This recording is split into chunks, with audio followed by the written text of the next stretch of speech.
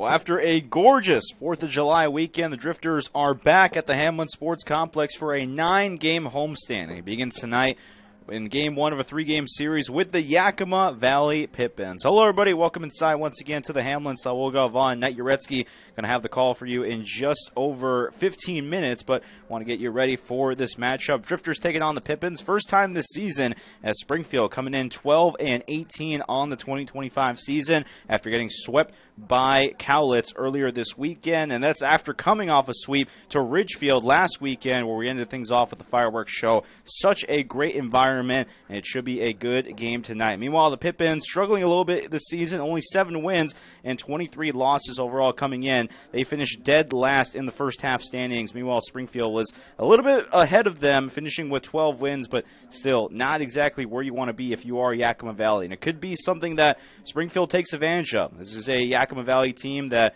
is last place in runs brought in and walks, and they've also allowed the most runs in the entire WCL, not just the South Division. Yakima Valley 0-3 in the second half. Same thing with Springfield as their second half started against Cowlitz earlier this weekend. So both those teams are tied for the bottom of the standings, but still pretty early on in the second half. There is a lot of room, a lot of chances to grow, and Springfield with some opportunities here over the next few weeks to gain some momentum towards that second half. Drifters coming in 5-5 over the last 10, including that sweep of Ridgefield as mentioned.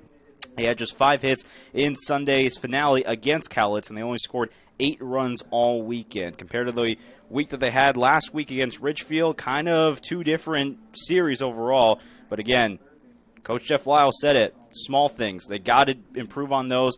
He said it earlier in talking with one of our interns, Manny Sissel, in the article that she wrote, she put on our Drifters website. Coach Lyle said, look, small things is something that we have to take care of. If we do those things, we'll be in every single game we play. And for the Drifters this season, it does feel like some of those small things have gotten away from them, and those have been the games that they lost. But if they control the small things, limit the errors, and get the offense going, there is no stopping this team.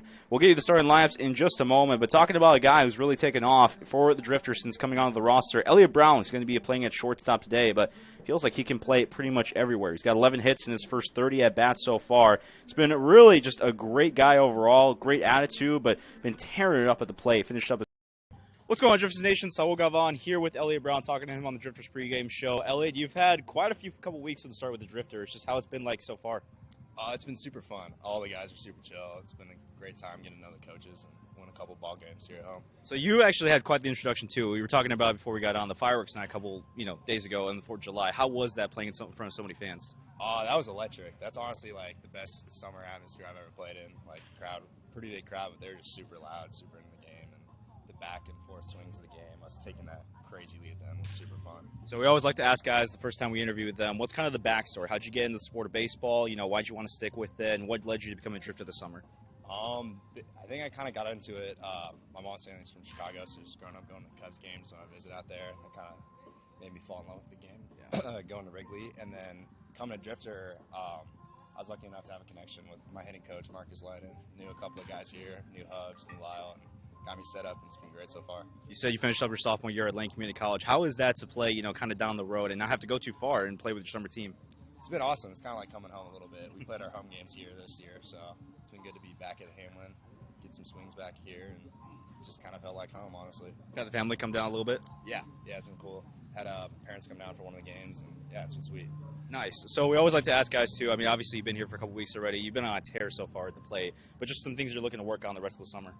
I think just trying to get my base swings off at heading counts right now. It's kind of getting behind counts, seeing different pitches, just going and getting those fastballs when I get them.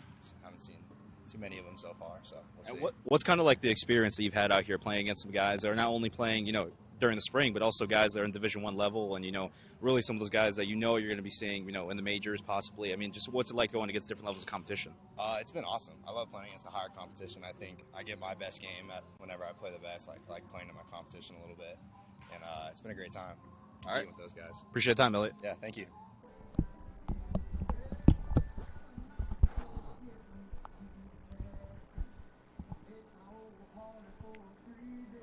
That was our conversation with Elliot Brown, starting shortstop for today's game. Really utility player for this Drifter team, and he's loving it so far. Talking to him before the game, actually talked to him after the 3rd of July game when we had the fireworks night. Him and Isaiah Ibata were helping up clean up the field, and we're talking to him just about the environment and anything. He said he loved it. He looked up, and the fans were just erupting with energy. It was really a phenomenal game overall, and they're going to look to carry that momentum into tonight's game against the Yakima Valley Pippins. Step aside for a quick break. When we come back, hand it off to Knight Jarecki as he gets you ready for the Pippins and the Drifters. Game 1 of a 3-game series coming up right after this.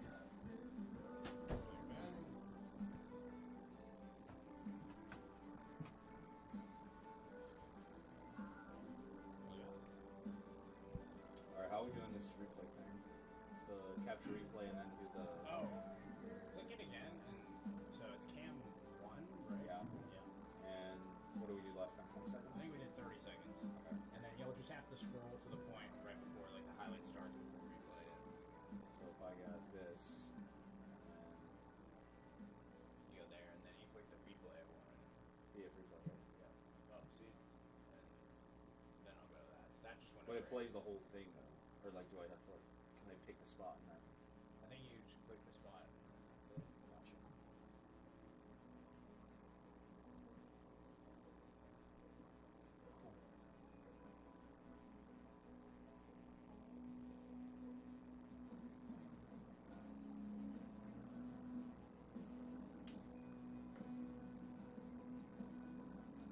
Yeah, the t-shirts. Yeah, I like this. I had like a Nike hoodie. Probably gonna get that like tomorrow or something. They have a Nike hoodie in there now? It's like black. It's pretty sick. It's like thin too. It's not like a thick. I might have to buy that. It's at $45 on there, which I might steal. Yeah, with our discount, it's like 36. Yeah.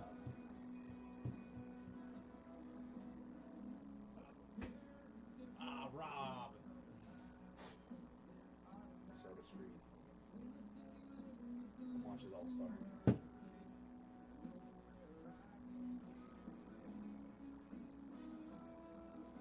Brian starts with that person. If one of these guys hits a home run that isn't Owens or Ibata, you gotta be like, you take that person. It wasn't also. It's King Harris and Michael Klein. Oh, yeah. Two pitchers.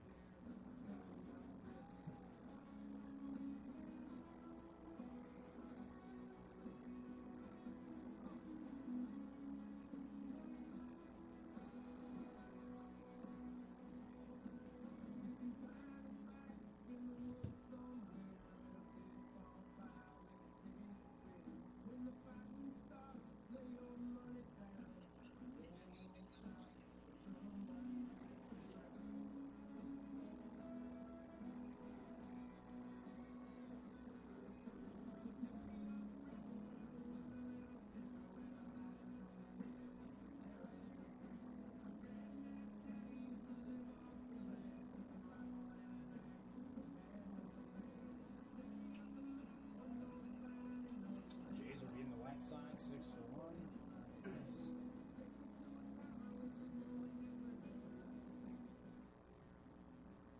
And now let's meet our first pitch for today's game.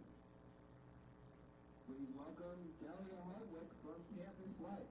Delia is a very talented 15-year-old artist from Springfield High School. What a fit. Great description. What a fit. All right, let's see a strike. That's an artist right there. Oh. Nice job.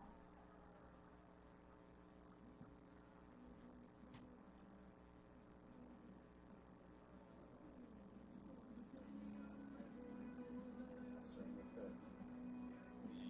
Yeah.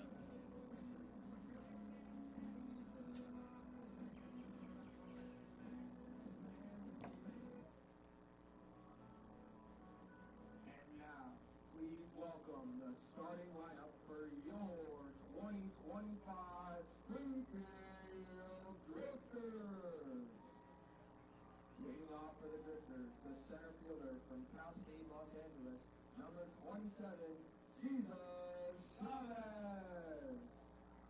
Batting second, the second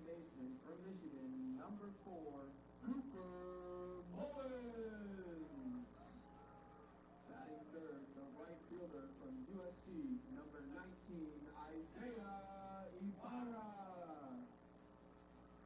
Batting fourth, the first baseman from the University of Portland, number 22, Nolan Miller. Batting sixth, the left fielder from San Diego, number 23, Andrew Guana.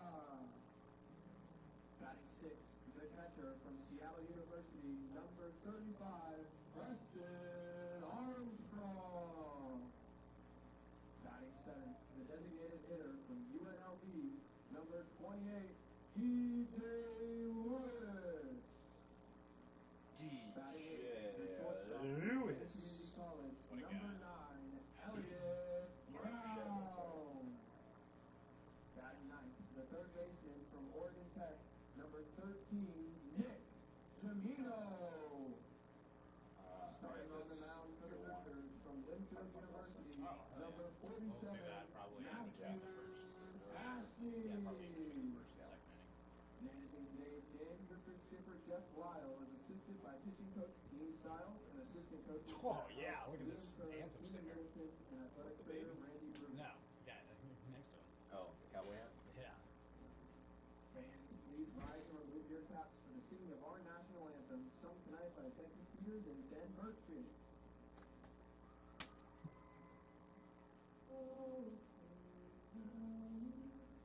Is the baby singing?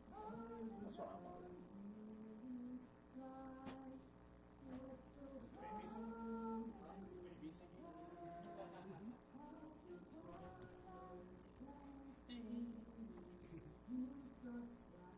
Imagine they just walked in there. The mic, the baby, and the baby just bouncing.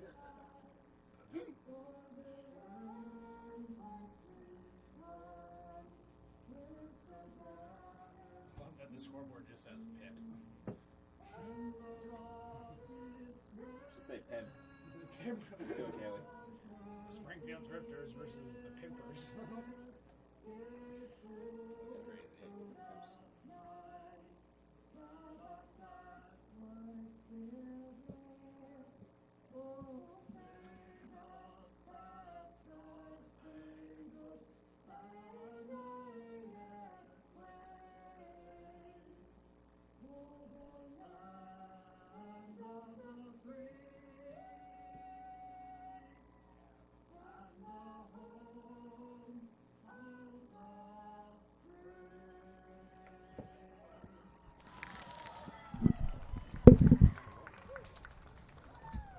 Thank you. You may be seated.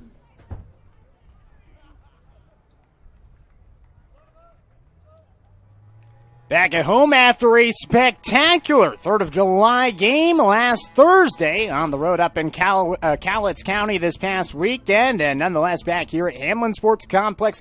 A lot of baseball ahead for these Springfield Drifters in this home ballpark. Beginning today, we're going to have a home game every single day up until next Tuesday, have one day off next Wednesday, and then games Thursday at home, and then games on the road Friday, Saturday, and Sunday in Corvallis. So a long stretch of baseball here in the Willamette Valley for the Springfield Drifters. Knight Jarecki with you this afternoon. Sal will golf on. He'll have the middle innings today. Plus, he's doing graphics for us this afternoon on the Springfield Drifters streaming network. Drifters now 12-18 on the season, 0-3 in the second half of the year, facing off against the Yakima Valley Pippins. Hasn't necessarily been the season the Pippins have wanted so far to this point. 7-23, 0-3 in the second half of the year for the Yakima Valley Pippins. Let's go ahead and jump right into the starting lineup, starting with the Yakima Valley Pippins. Leading things off, it is going to be the center fielder, Dylan Anderson. Kyler Bittner is going to be the two-hole hitter at second base. Julian Angulo is the first baseman batting third. Ethan Buckley, the catcher, batting fourth. Jake Porter is the left fielder in the 5 spot. Jack Varney is the right fielder, batting 6. Greg Luna is the DH, batting 7th. Langan Naylor is the shortstop in the 8 spot, and Ethan Hogan is the third baseman, rounding out the Pippins starting lineup. They're facing off against the right-hander in Matthew Tashney, as Tashney winds and fires. First pitch, it's popped in the air out towards the third base side. In foul territory, the third baseman And Nick Gamino makes the catch, and we're underway. 1 pitch, 1 out to start this one at 6:38. So a few minutes later than scheduled here on this Tuesday afternoon. Current temperature right now in Springfield is 82 degrees. Sunny skies, not a cloud in sight. A beautiful day for baseball. It's cooling down here in the South Willamette Valley. So a P5 in foul territory to begin for Matthew Tashney, the right-hander from Linfield, who dials in a strike one pitch to Kyler Bittner. Bittner is a sophomore at Fresno State, comes into this one batting .231. A two-hole hitter looking for his first hit in 2 games. Chops one towards the left side. Gamino fields it in fair territory on one hop. He throws to first, and Nolan Miller is there for out number 2. Defensively for the Springfield Drifters this afternoon, Andrew Ghana. He's back in Springfield. He's out in left field. Cesar Chavez is in center field. Isaiah Ibarra, the recent WCL All-Star, in right field. His companion at the All-Star game, Cooper Mullins, he's at second base. Nolan Miller at first base on the left side of the infield. Nick Gamino at third. Elliot Brown at shortstop. And behind the plate catching today is Preston Armstrong. Tashney, the right-hander, will fire a pitch to Julian Angulo for a strike. 0-1. Tashney getting ahead. Angulo, the first baseman this afternoon from Cal Poly Pomona, originally from Downey, California, down in the Los Angeles area. 0-1 pitch from Tashney is down and inside. 1 ball and 1 strike to the first baseman. Tashney making his 5th start of the season, 6 appearances overall, 11 strikeouts, 4 walks with a 5.31 ERA across 20 1/3 innings. 1-1 pitch, it is taken a little bit low, below the knees, 80 miles per hour from Tashney. 2 balls and 1 strike. His last outing came a week ago against Ridgefield, allowed just 1 run on 5 hits with 5 strikeouts, and a 6-1 win against the Ridgefield Raptors. 2-1 pitch, it is off the edge of the plate, 87 mile per hour fastball from Tashney as he falls behind. 3 balls and 1 strike to Julian Angulo. Angulo, the Cal Poly Pomona Male Freshman of the Year in 2024. Honorable mention conference player this past season in 2025. Rips one hard to third. Gamino fields it, throws across the diamond, and it's a 1-2-3 inning.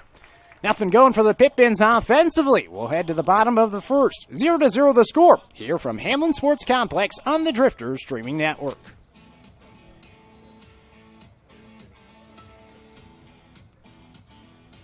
Looking for dinner, a snack, or something sweet?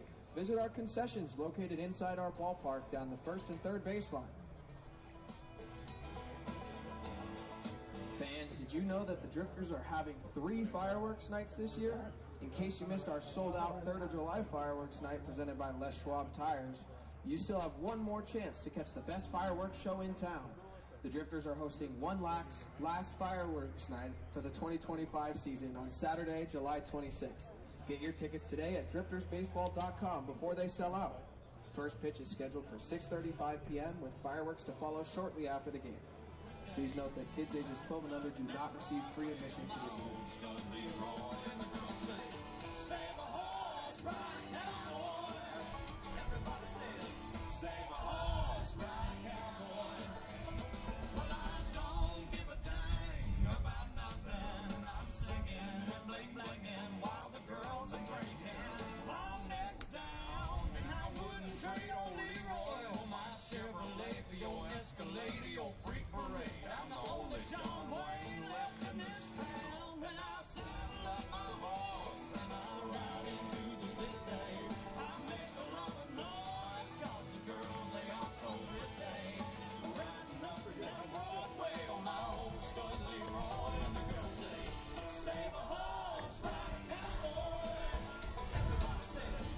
Bottom of the first inning, it is 0-0 the score after a 1-2-3 inning by Matthew Tashney in the top half of the inning. The Springfield Drifters, their offense looks to get going against the Yakima Valley Pippins. Starting lineup for the Springfield Drifters, Cesar Chavez is leading things off. He's the center fielder. Cooper Mullins, the WCL All-Star, he's batting second. Isaiah Ibarra, another All-Star, he's batting third. Nolan Miller is the first baseman in the 4th spot. Andrew Ghana is returned to Hamlin. He's batting 5th. Preston Armstrong, the catcher in the 6th spot. DJ Lewis is the DH today, batting 7th. Elliot Brown is the shortstop, batting 8th. And Nick Gamino is the 3rd baseman, batting 9th. Well, Chavez is leading things off. No Jack Brooks in the lineup today, and the red-hot Cesar Chavez will come to the plate, dating back to his return to action after a broken nose. He's had a hit in each of his few games back from the injury as he takes the pitch outside. 1 ball and no strikes. 3 games against Ridgefield, 3 games against Cowlitz, all with a hit for Chavez. 1-0 pitch from Ethan Solsider is inside. 2 balls and no strikes to Solsider. So Solsider is the left-handed pitcher today. The southpaw will wind and deliver a pitch that is a little bit low to Chavez. 3 balls and no strikes.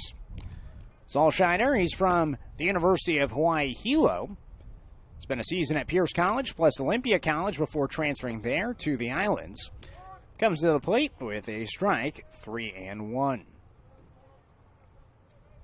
This is his 3rd start of the season. So far, 0-2 with a 9.00 ERA. Swing and a miss by Chavez at the 3-1 pitch, and the count goes full.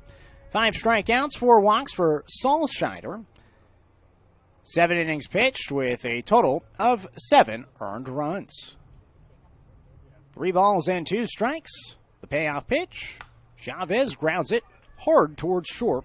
Naylor backhands, throws to first base, and he beats Cesar Chavez for out number 1.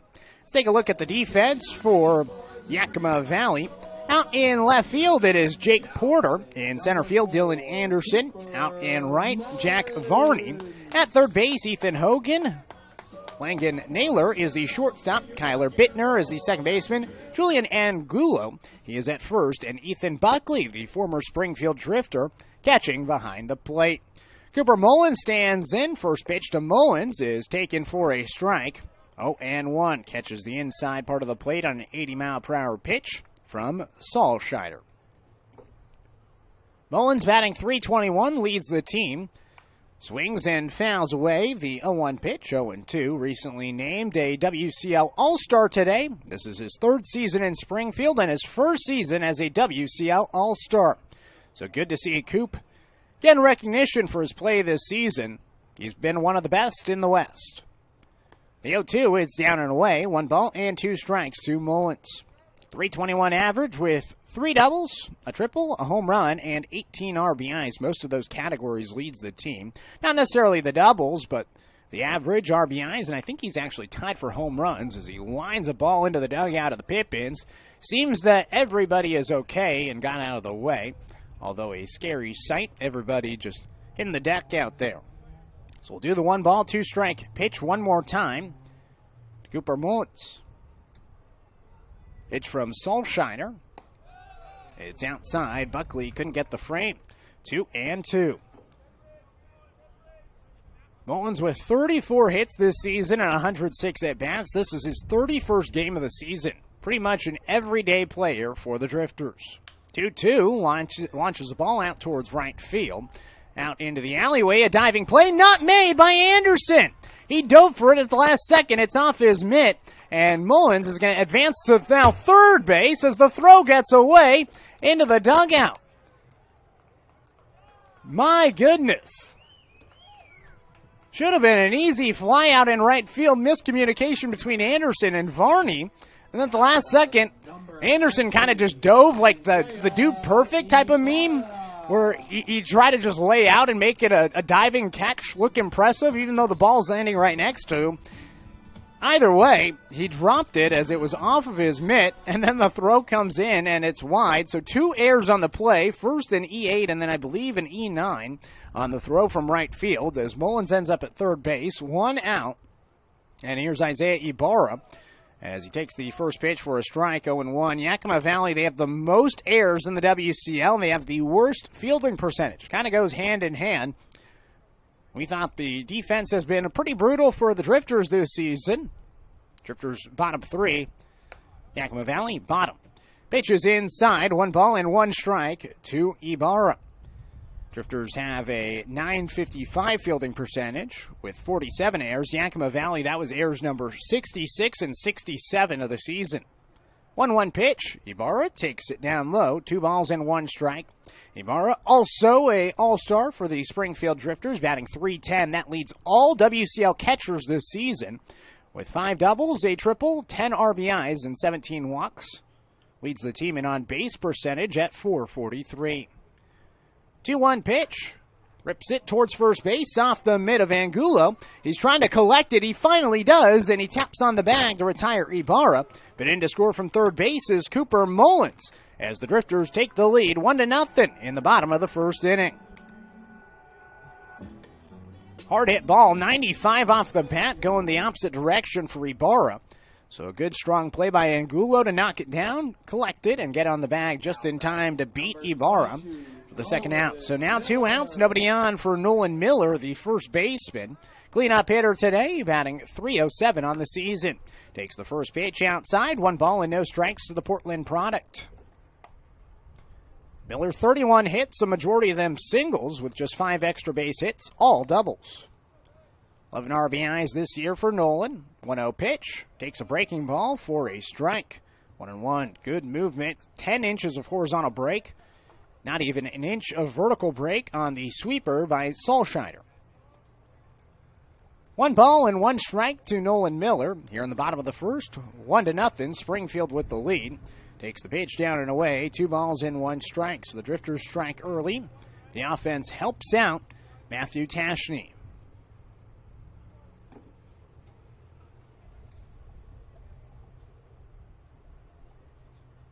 3-1. Ground ball towards the left side. Tough play for the third baseman, Hogan. He knocks it down, throws to first, and that's another error. Third error of the inning for Yakima Valley. Now batting number 23, Andrew Guana.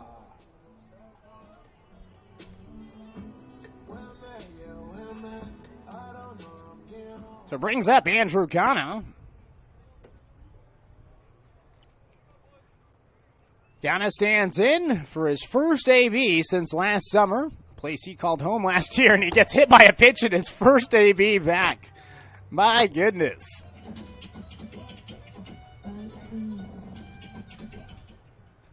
So a hit by pitch.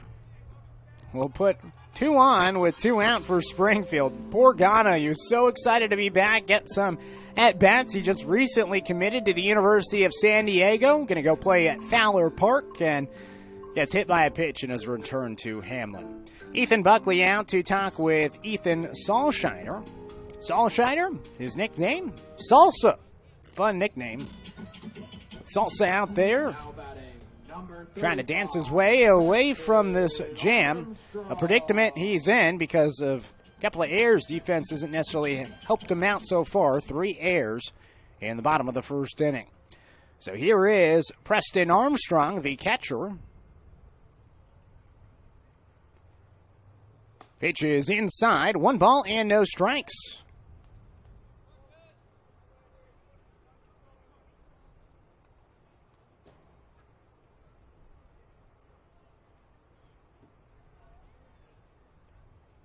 One-0 pitch. It is a breaking ball outside. 2 balls and no strikes.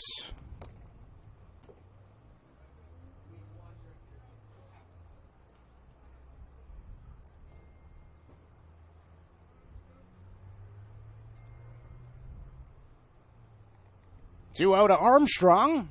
Checks his swing, and it's inside. 3 balls and no strikes to the catcher, heading off to Seattle University.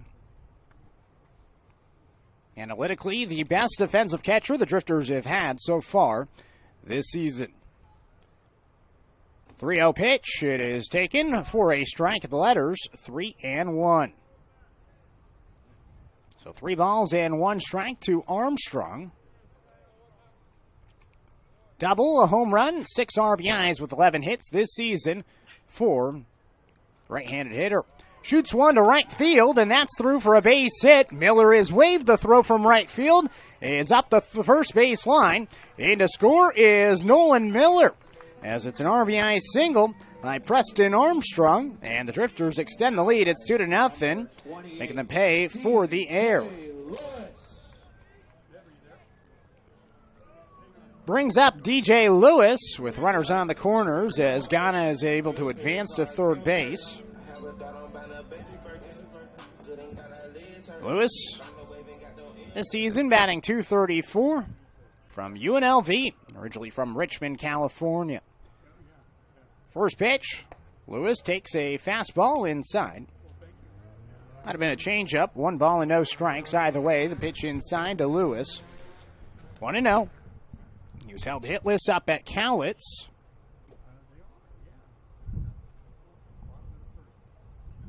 The 1-0. Drops in for a strike, 1-1.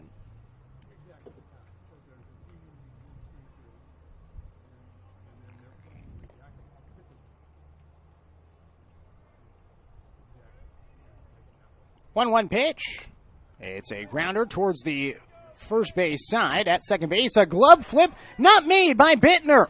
He pulled him off the line, and it's going to be a infield hit for DJ Lewis. And to score is Andrew Ghana from third base, and Preston Armstrong advances to second. Elliot Brown.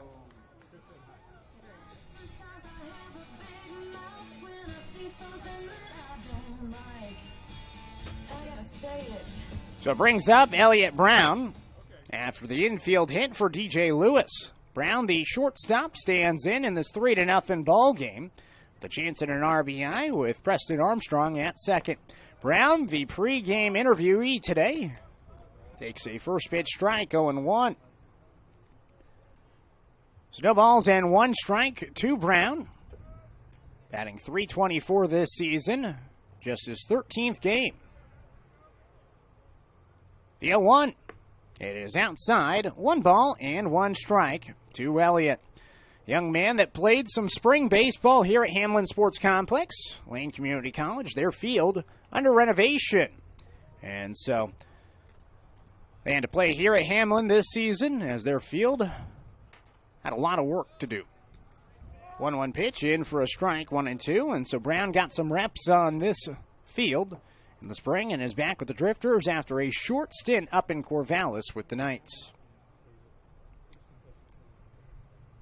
1 ball, 2 strikes from Solscheider, trying to get out of this disastrous inning for Yakima Valley. 1-2, Brown flares it out towards shallow left field. The diving play not made by Naylor. It goes off his mitt and rolls into foul territory. That scores Armstrong from second base. Into third is DJ Lewis. Into second with a double is Elliot Brown. So an RBI double for Brown as Armstrong's in to score. Lewis is at third, 2 in scoring position, and now the 9th batter of the inning, Nick Gamino, will come to the plate.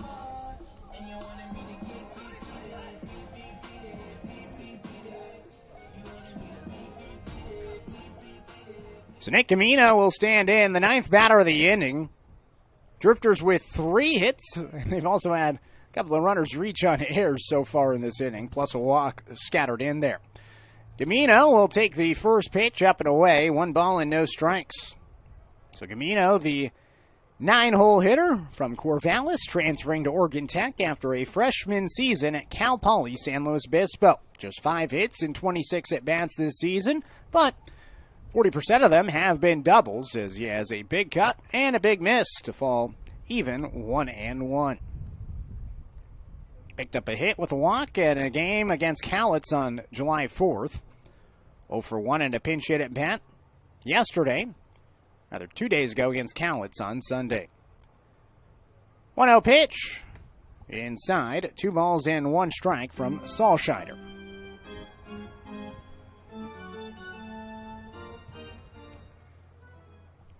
Four to nothing, Springfield with the lead. Pitch is outside. 3 balls and 1 strike to Gamino. So the 9-hole hitter trying to get on base. Cesar Chavez, who led off this inning with a ground out to short, is waiting patiently on deck. 3-1 pitch. It's taken at the knees for a strike, and the count goes full to Gamino. Not a ton of breeze today.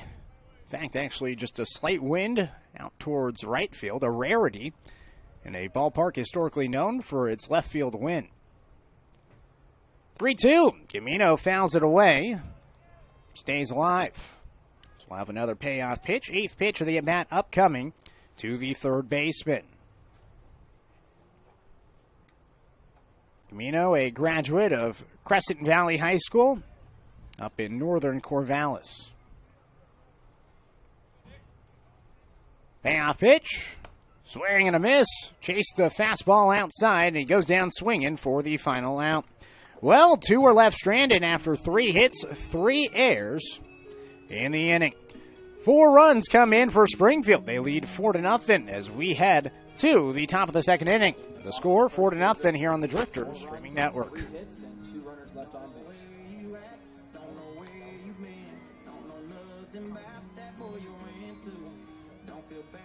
Hey everybody, I'm Danielle with Campus Life in Bethel, and we've got some students here that are going to compete in a little round of Dizzy Bat. So students, come on over here, turn around, tell me your name. Kai Hayden Hill. Jason Miller. Isaiah. Josiah. And one more. Leah. All right, while my students get set up over here, they're going to get ready to spin 10 times on their bat, and they're running too rapid. A little dizzy. This is sponsored by Papa's Pizza. They'll get a Papa's Pizza voucher. If you guys in the stands can help me out by counting how many times they spin around their bats, let's get this game going. In 3, 2, 1, go! 1, 2, 3, 4, 5, 6, 7, 8, 9, 10. Run to rapid! Oh! All right. We have a winner. Rapid, are you okay after all those tackles? Good job. And our winner here is Kaya, so she'll be getting her pizza voucher. Let's give them a round of applause for playing.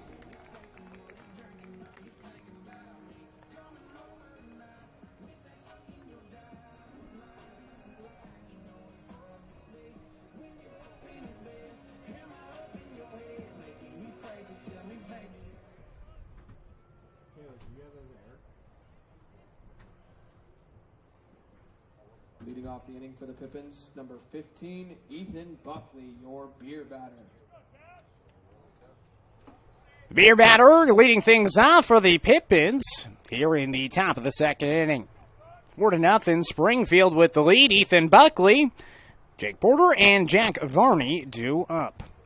First pitch, Buckley laces the ball down the left field line. That's going to be the first hit for Yakima Valley. Cutting it off is Cesar Chavez. He delivers a bullet to the cutoff man in Elliot Brown, who throws it into second and keeps it a single for Ethan Buckley. 91 miles per hour off the bat.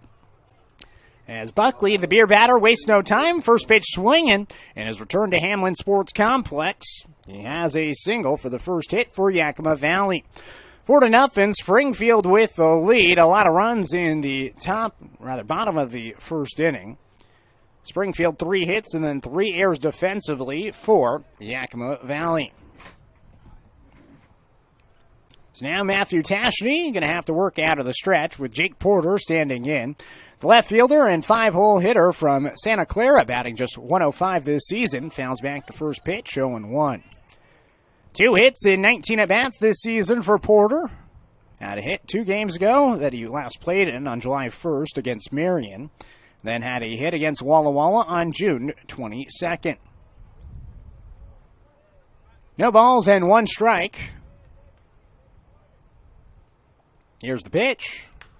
Line drive out towards right field, softly hit. It drops on a couple of hops in front of the right fielder, Isaiah Ibarra. And into second is Ethan Buckley. So back-to-back singles. Jake Porter picks up his 3rd hit of the season.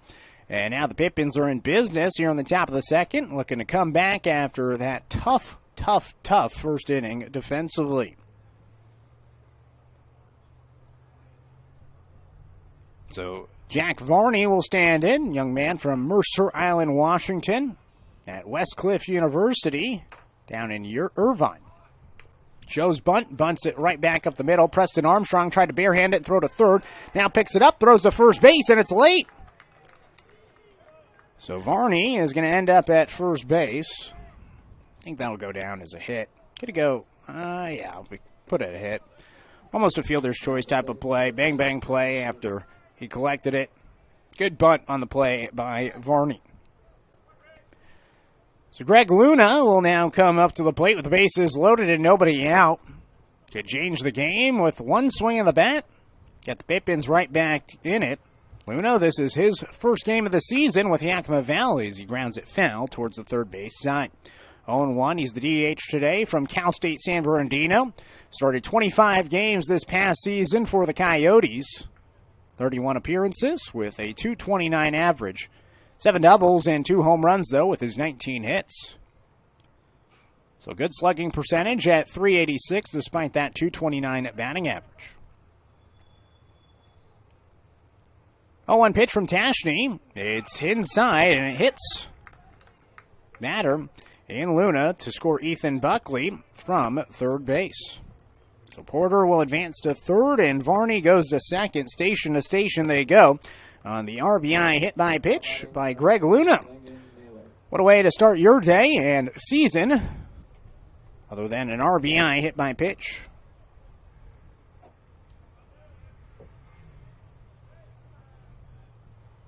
First pitch, in for a strike, 0-1 to Langan Naylor. Naylor, the shortstop for the Pippins from Lower Columbia College, a .196 hitter this season, just below the Mendoza line. 0-1 pitch in this 4-1 ball game is taken for a strike at the letters. 0-2. Naylor from Coeur d'Alene, Idaho, 6 feet, 145 pounds. Just a light guy out there. All of his hits have been singles. 0-2 up and inside, 1-2. Really good hitter this past season at Lower Columbia. The last 2 years, they combined .329 average, hit .326 this season, .330 in year number 1 out in Cowlitz County. 1-2 pitch, it's fouled away. Just 9 extra base hits with 95 hits total. Had 64 hits in 2024 and 31 this past year. Half the games played with only 27 starts compared to 49 the year prior. 1-2, a blooper out towards shallow right field. A long run for Nolan Miller, and he makes an over-the-shoulder catch for out number 1. Had to navigate his way past Greg Luna. He's kind of putting a screen out there at first base as the base runner. Not necessarily getting out of the way, but Miller's able to avoid him and make the catch despite the traffic for out number 1. So Ethan Hogan will stand in with the bases loaded. 1 out in a 4-1 ball game. Huge opportunity for the Pippins to try to crawl their way back into this one after a 4-0 hole. Already have 1 run on the board in this inning. The first pitch, the 9-hole hitter, is swung on and missed. 0-1 from Tashney. And actually, Hogan is not going to be at the plate. So this is a pinch hitter already. Hogan was the third baseman as Tashney's pitch is down and away. 1-1. So Gage Reeser is now into the game for Hogan. Reeser from Yakima Valley College, batting .213 this season. Pitch is outside, 2 balls and 1 strike. So a 2-1 count from Tashney with the bases loaded. On early substitution, I mean, there was 1 error on the third baseman, Hogan. And after 1 error in the first inning, he's already taken out before his first AB. 2-1. Reeser, he takes a strike.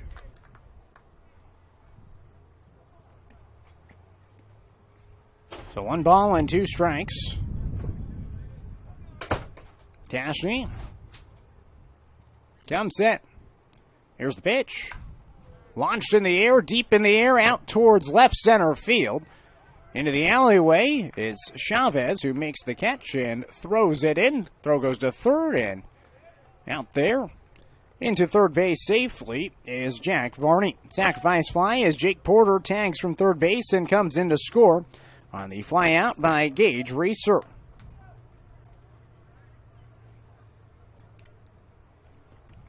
At first base is Greg Luna. At third is Varney after Gage Reeser's sac fly. So now the top of the order back up in Dylan Anderson. They pop up to third base on the first pitch of the game.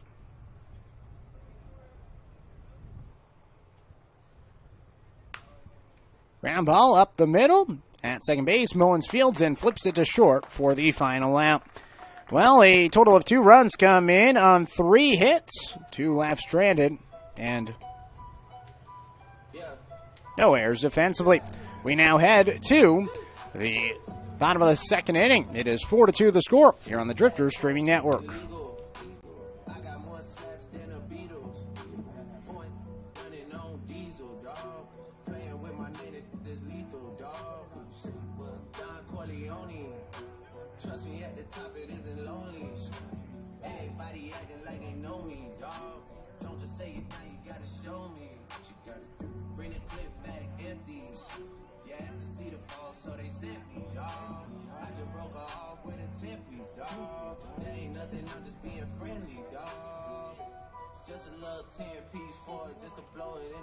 Doesn't mean that we involved. I just put a Richard on the card. I ain't going playing ball, but I'll show you how to gotta do it if you really wanna fall. Take your fall when you're back against the wall, and a bunch of need you to go away. Still going bad on them anyway. Saw you last night, but did it all day. Yeah, a lot of murder coming in a hard way. Got a sticky and I keep it at my dog's place. Girl, I left you love it magic, not soft shade. Still going bad on you anyway. Whoa, whoa, whoa. I can feel like 80 rats in my Marys. Me and Drizzy back to back is getting scary. If you fucking with my eyes, just don't come near me. Put some bins all on your head like Jason Terry. Rich and Millie cuss a Lambo. Known to keep the better on commando. Every time I'm in my trap, I move like Rambo. Ain't a neighborhood in Philly that I can't go. For real. She said, oh, you rich. I graduated, call me Big Fish. I got Lori Harvey on my wish list. That's the only thing I want for Christmas. I've been in my way out here, yeah, no, that's facts. You ain't living that you said, yeah, we know that's cat. You ain't got the ass in when you see me, know I'm straight. DTOVO, we back again, going back. Just a little 10-piece for it, just to blow it in the mall. Doesn't mean that we involved, I just Leading off the inning for the Drifters, number 27, Cesar Chavez.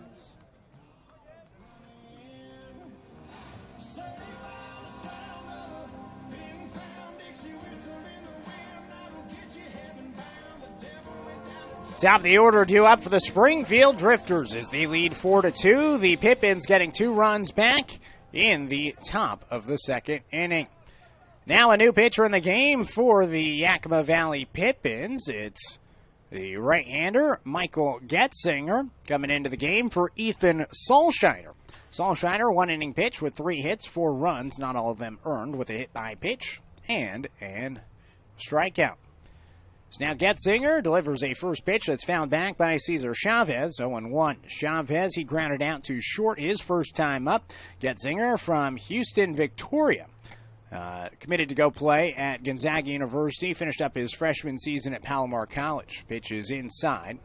Now 1 ball and 1 strike.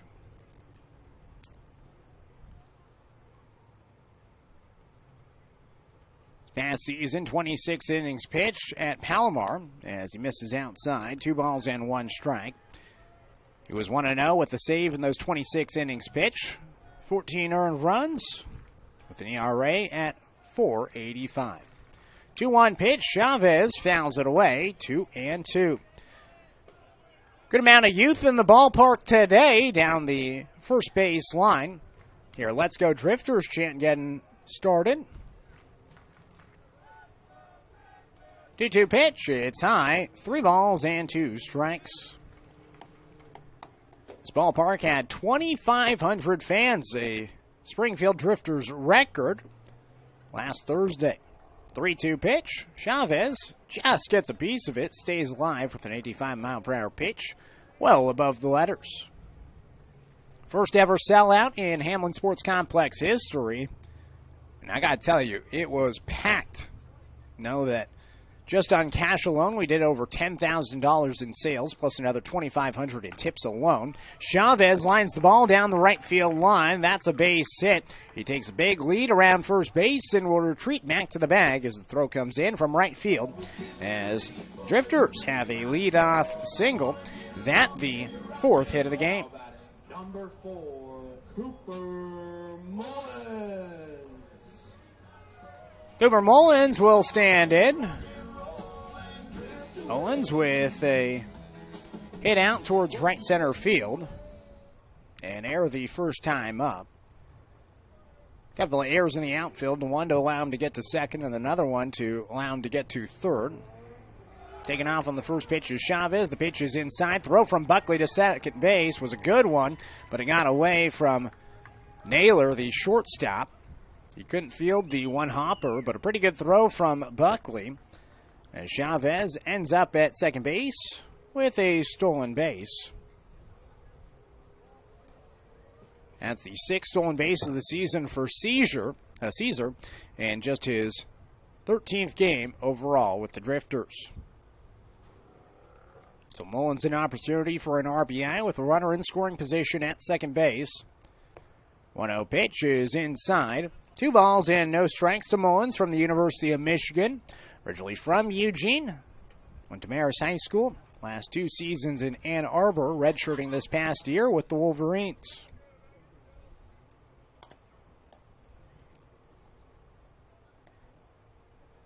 Two-0 pitch. It hits him. Another hit by pitch for Springfield as Mullins walks gingerly up the first base line. Now batting, number 19, Isaiah Ibarra will stand in. Saul Galvan's sitting next to me. He's feeling something right now. Can't describe it. Said he can't describe it right now. He loves this walk-up song. That's really what it is. Do you even know what song it is? Candy Rain. Don't know the artist, but Okay. He doesn't know the artist. Candy Ray, you say? Candy Rain. Candy Rain. Okay. You'll have to do some digging. Isaiah Ibarra will stand in. 2 on and nobody out. First pitch is in for a strike, 0-1. Ibarra, he grounded out sharply to first base. His first time up. Now up for his second time. No bunt shown, despite the 2 runners being on and nobody out. They're going to let him swing it. 0-1 pitch is outside. 1 ball and 1 strike.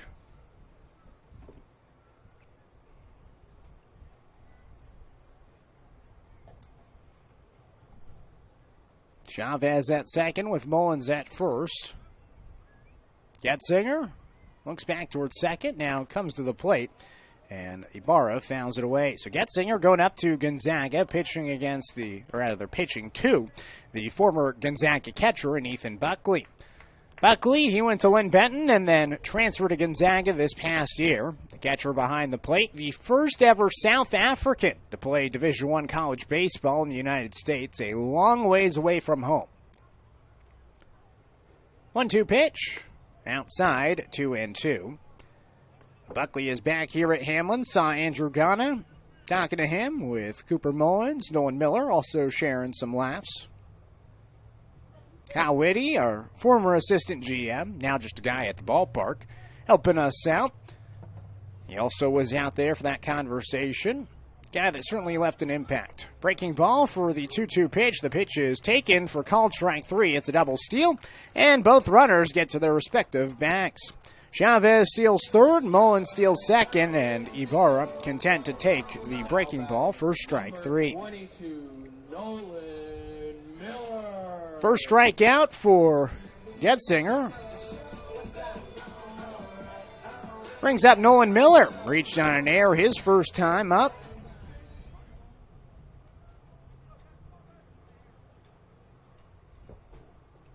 So 2 on and 1 out. Chance for a couple of ribbies as the first pitch to Miller is inside, 1-0. Already gave up 2 runs in the top half of this inning.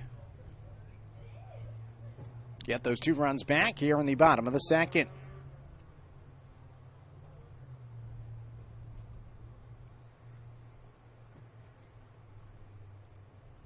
One-0.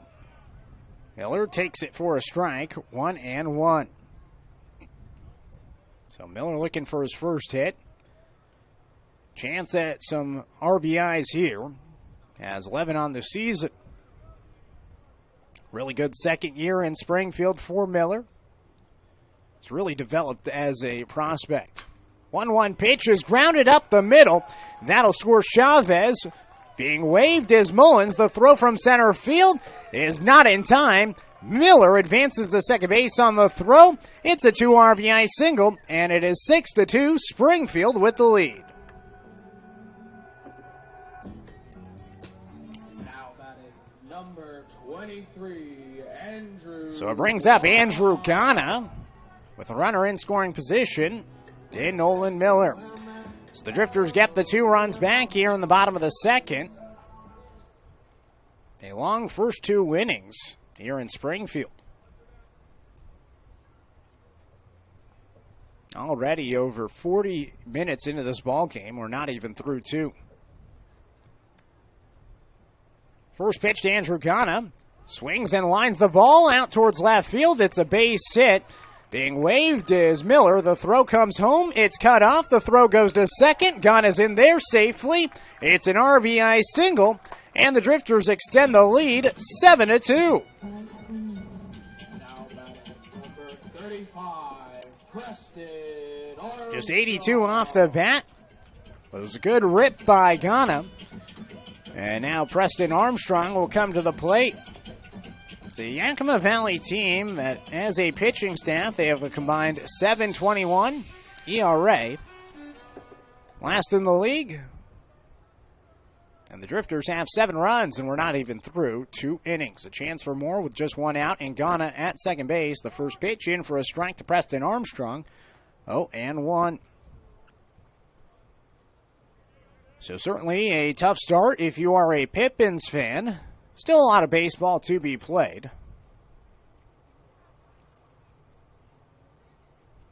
0-1 pitch. It is outside, 1-1. Yakima Valley coming off a sweep against Walla Walla. Rather, they were swept. They were also swept at home against Marion. They were swept on the road at Bend. Last time they won a game was June 25th against Corvallis.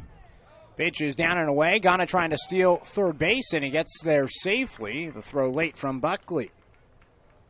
So Ghana steals against his former teammate. 2 balls and 1 strike to Preston Armstrong. So it's been a long stretch without a win for Yakima Valley. They're 0-10 in their last 10 as Armstrong grounds it foul. 2-2. It is good that they did win a game against Corvallis, 6-3. They won a series earlier this year against Walla Walla. That was a good stretch for the Pippins. Won 2 of 3 against Walla Walla and then won 1 of 3 against Corvallis. They do have 7 wins on the year.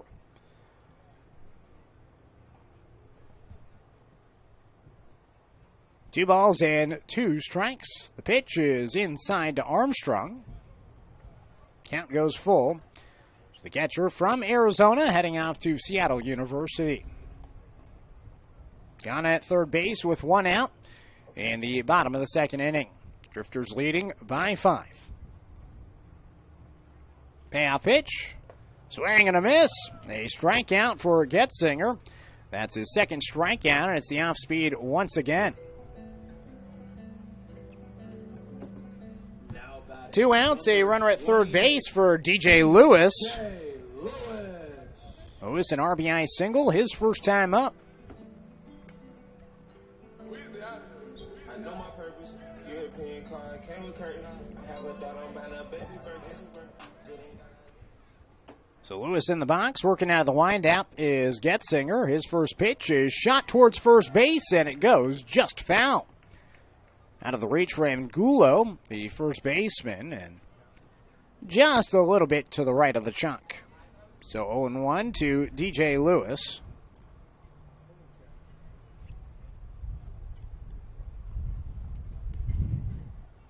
Andrew Gana wearing the 23. That was his number last year with Springfield. Previously worn by Jackson Walker earlier this season.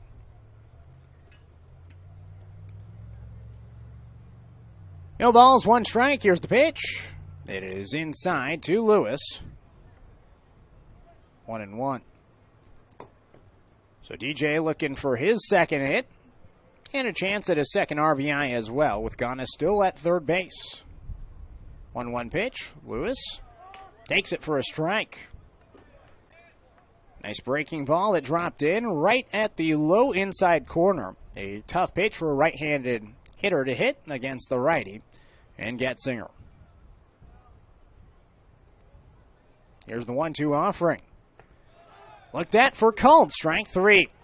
85 right at the knees as Lewis goes down looking. The good news for Michael Getzinger, he had 3 strikeouts in the inning. Bad news is 3 runs come in on a total of 3 hits. Drifters lead 7-2 as we head to the third on the Drifters streaming network.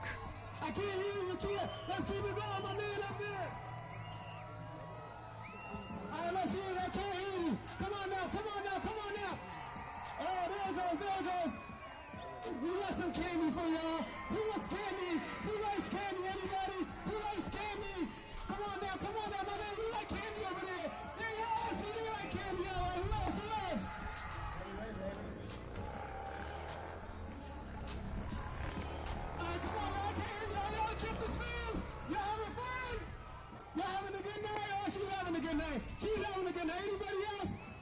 Oh, Ashley's having a good night. Amy's having a good night. All right, here we go. Here we go. Woo!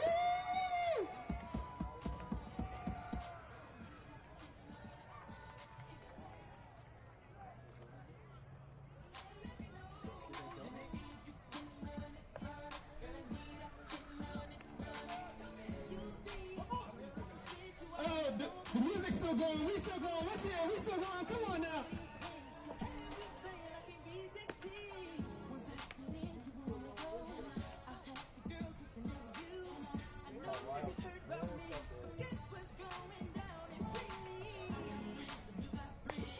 Did we miss anybody? Did we miss anybody? Let me see. All right, I didn't hear y'all over here. Y'all having a good time? Leading off the inning for the Pippins, number 12, Kyle Bitton. The umpire? He's like, are you having a good time? The umpire, yeah. Oh my God, it's so funny. Top of the third inning, it is 7-2 the score. Matthew Tashi, his first pitch is popped in the air out towards shallow center field. Cesar Chavez comes in and makes the catch to retire Kyler Bittner for out number 1. So Bittner flies out, brings up Julian Angulo. Now batting, number 20. Angulo, the first baseman today, grounded out to third base his first time up. The Drifters leading 7-2, 4 runs in the first inning, 3 in the second for Springfield, 2 runs last inning for the Pippins. First pitch hits the batter in Angulo, and it's a hit by pitch for the second time by Matthew Tashney. Tashney, he's poised to be the ace next season at Linfield, as the Beer batter will come in to hit. It's Ethan Buckley. Number 15, Ethan Buckley.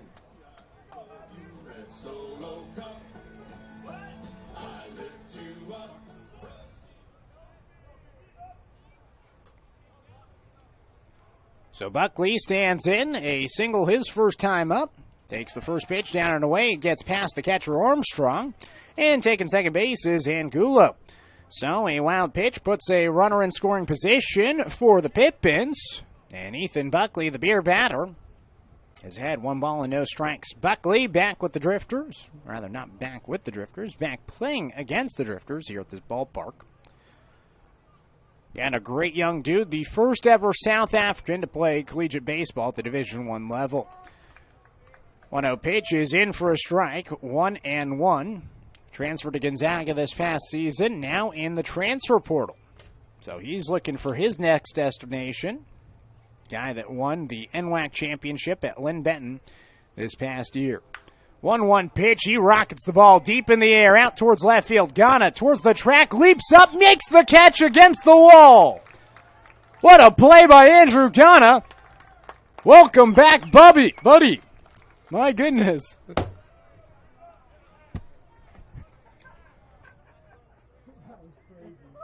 Now batting number 40, Jake Porter.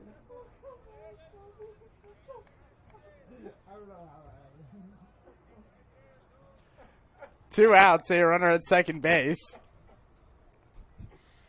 Brings up Jake Porter.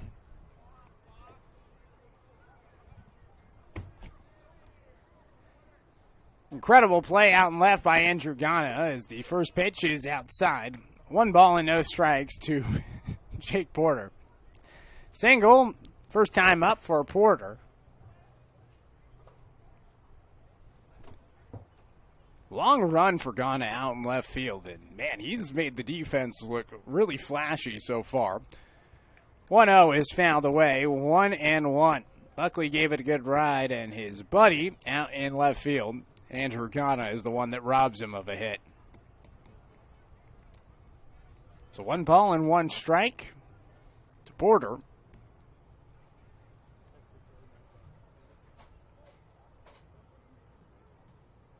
Runner at second, and Gulo. Dashney an opportunity to get out of this inning without a run coming in. 1-1 pitch from Tashney is taken for a strike. 1-2.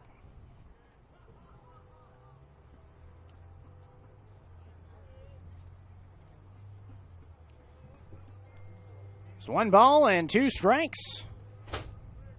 Here's the pitch. Off the edge of the plate, 2-2.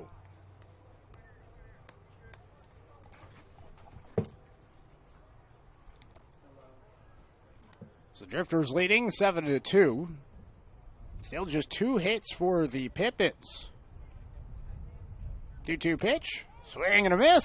It's a strikeout for Tashney for his first strikeout of the game. The highlight, Andrew Ghana's catch out in left field. 1 left straighter, no hits, no runs, and no errors. We head to the bottom of the third, 7-2 here on the Drifters Streaming Network.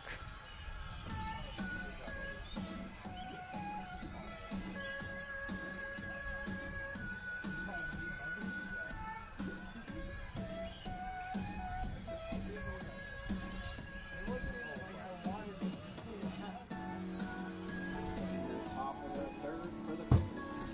No runs on 1 hit and 1 runner left on base.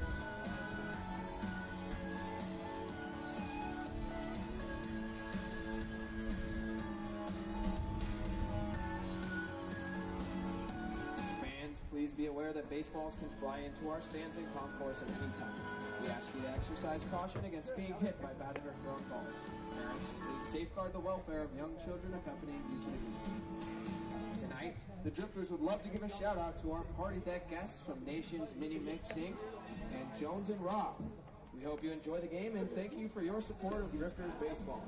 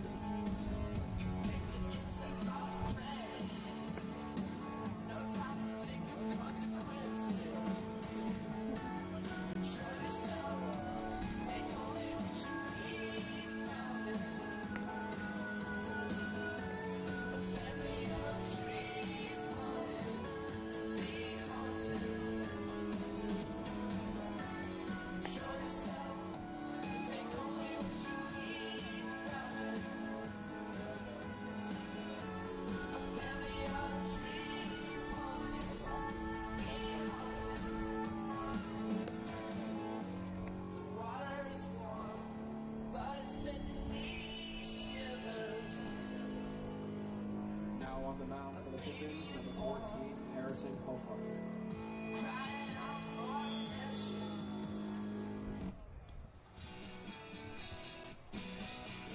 Fans, the summer is heating up at the Hamlin Sports Complex. With plenty of baseball left, the Drifters are home for a 9-game stretch starting today through July 17th. So grab the family and come out for some summer fun. Reminder, thanks to our Drifters Helping Kids sponsor, all kids ages 12 and under receive free general admission throughout the 2025 season when accompanied by a paid adult. For more information on tickets, visit tickets.driftersbaseball.com. First pitch to Elliot Brown is taken for a strike. No balls and 1 strike from the left-hander. And Harrison Hofarth pitches outside. 1 ball and 1 strike to Brown. Elliot Brown followed by Nick Gamino and Cesar Chavez, batters 8, 9, and 1. 1-1 pitch from the left-hander. It is outside, 2-1. So lefty, then a righty, then another lefty for the Pippins, their third pitcher in as many innings. It's 7-2 the score, the Drifters leading by 5. 2-1 pitch. It is taken inside, 3 balls and 1 strike to Elliot Brown. Brown had a double his first time up.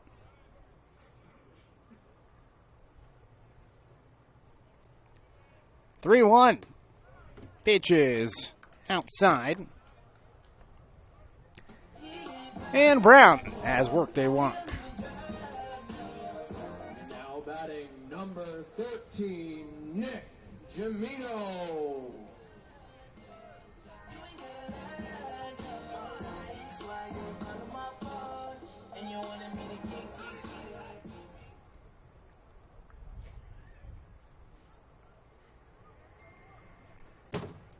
So Nick Camino is now at the plate with a runner at first after the walk issued by Hofarth. Pitches inside. 1 ball and no strikes to Gamino. So Hofarth, this is his 4th outing of the year, does have 1 start underneath him. Gave up 7 runs on 3 hits and 5 walks his last time out against Marion. 1-0 pitch, runner on the move, pitches in for a strike, throw from Buckley down to second. It's a bullet. And he beats Elliot Brown for out number 1. Good throw from Buckley, and this time it's Naylor hanging on.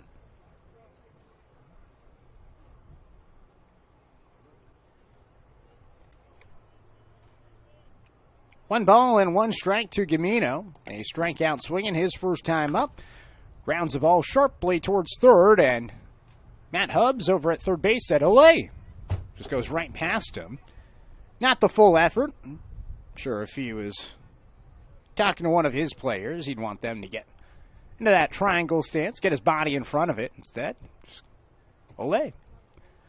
1-2, way outside. 2 balls and 2 strikes to Gamino. Hofarth from Vancouver, Washington. 6'3", 200 pounds, committed to Seattle University. Misses outside.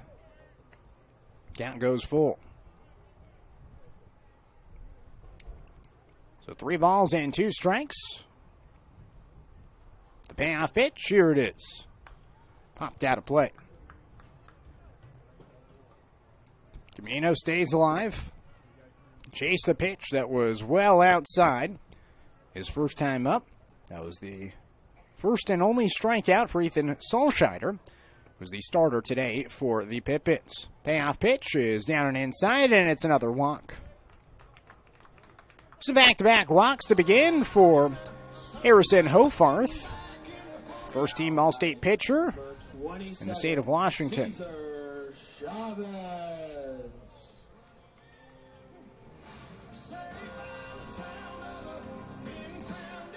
Pitching coach for the Yakima Valley Pippins, it is Anthony Alvarado.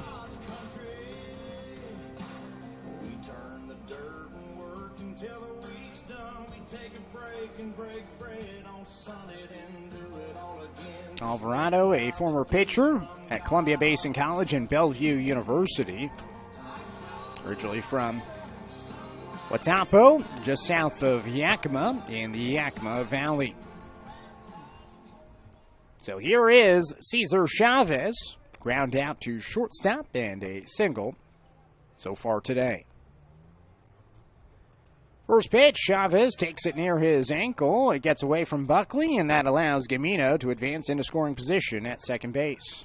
So wild pitch and 1 ball and no strikes to Chavez. Officially an hour into this ball game and not even through. 3 full innings. Been a long one to start, with the Drifters scoring 7 runs and the Pippins scoring 2.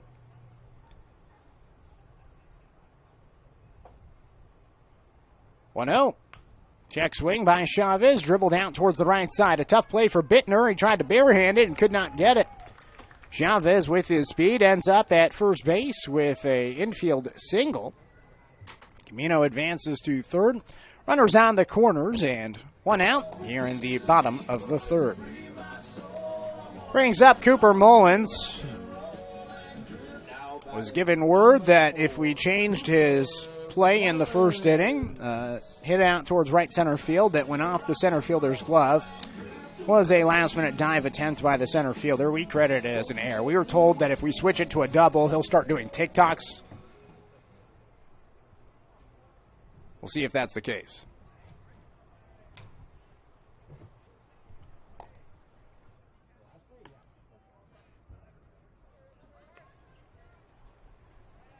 Mullins takes the pitch outside. 1 ball and no strikes.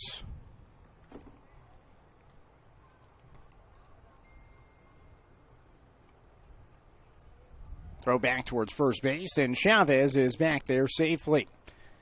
So an infield single for Cesar Chavez with Gamino at third, and Mullins looking for maybe his first hit, maybe his second hit, depending on who you ask. It's definitely been a topic of discussion in the press box over the past couple of half innings. 1-0 pitch, a fastball way down and away. Good pick by Buckley. Behind the plate to keep it in his mitt and keep Gamino at third base.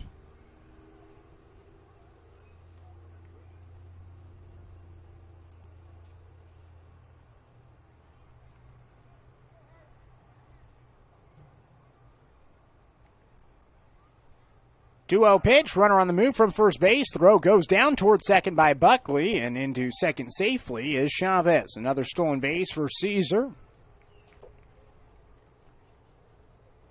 Cesar now up to 7 stolen bases on the season in 13 games. Him and Jack Brooks have been running wild.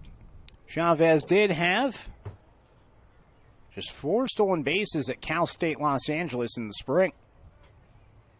3-0 pitch. Mullins taking all the way. Takes a strike.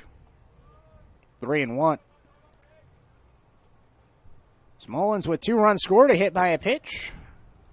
Chance to get on base safely for the third time. 3-1 offering. Mullins lines it right to the shortstop in Naylor, who snags the liner. 95 off the bat, going the opposite way, but Mullins couldn't get it through. Naylor there for out number 2. So it brings up Isaiah Ibarra. Ground out to first and a strikeout looking. 2 in scoring position with 2 out for Springfield in the bottom of the third inning. So Ibarra 0 for 2. Perfect opportunity for his first hit here to try to stretch the lead to 7. Takes a fastball for a strike, able to connect with the upper outer corner for Hofarth. Hofarth, again, the left-hander from Vancouver, Washington. All-State Defensive MVP his senior season.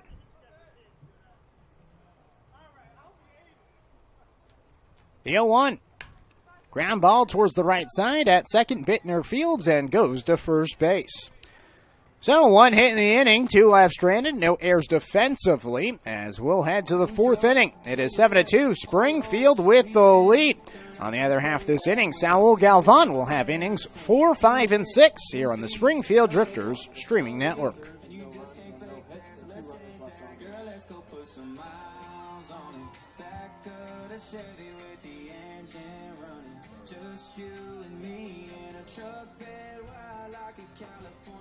Alright, hello everybody. My name's Mandy. I do campus life in the Elmira area. And here we have Ozzy and Sol and Katie and Lily. And they're going to play a relay game here. The first to put on pants, shirt, and hat, and then tag rapid is going to win a haircut at the Springfield Barber. So thank you to them for that. Cheer on these kids as they get going.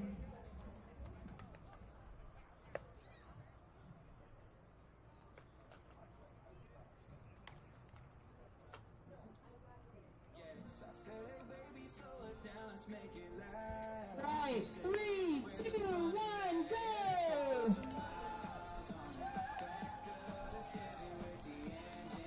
Sol takes the lead. Come on, Katie. Cheer for him, cheer for him. Wow. You're doing great, Katie.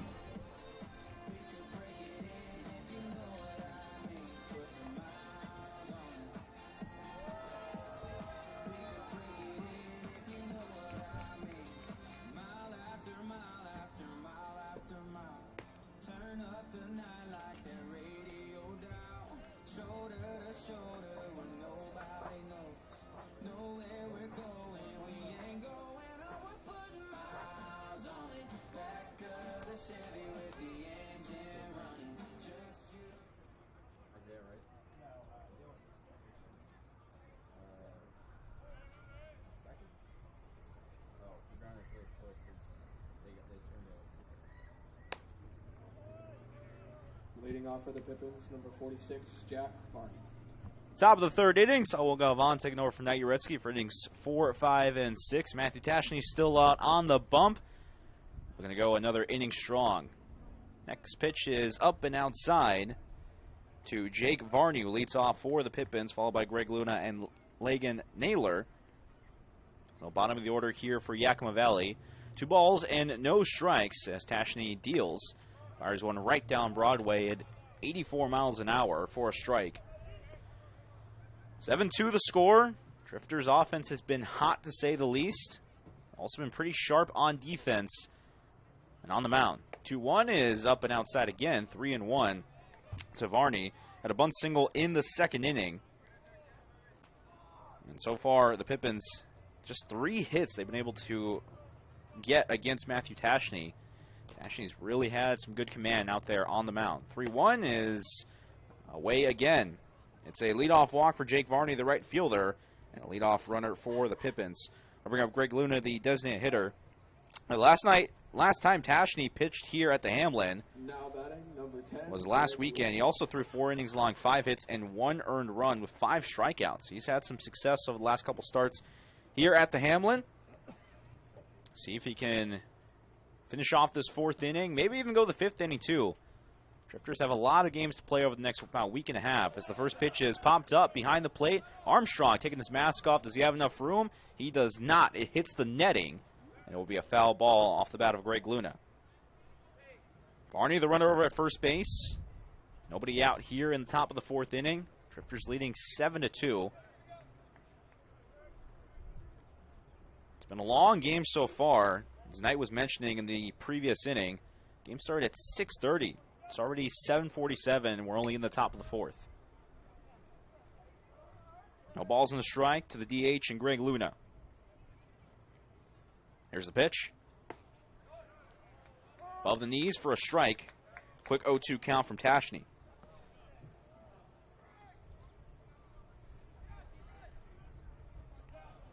Miller, the first baseman, guarding the first base bag with Varney slowly leading off. Tashney doesn't look. The 0-2. Hit the opposite way. Gets past Nolan Miller and into right field for a base hit. Perfect spot off the bat of Greg Luna. And it's the Pippins' 4th hit of the ball game, first of the 4th inning. And it moves Varney over to second base.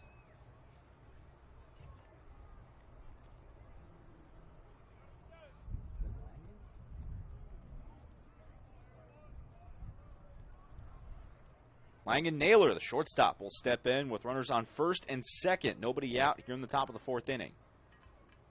Tashney looking towards second base, goes home with it. Showing bunt is Naylor, and he bunts it foul just behind home plate. Drifters again coming into this one 12-18 on the season. Meanwhile, the Pippins 7-23.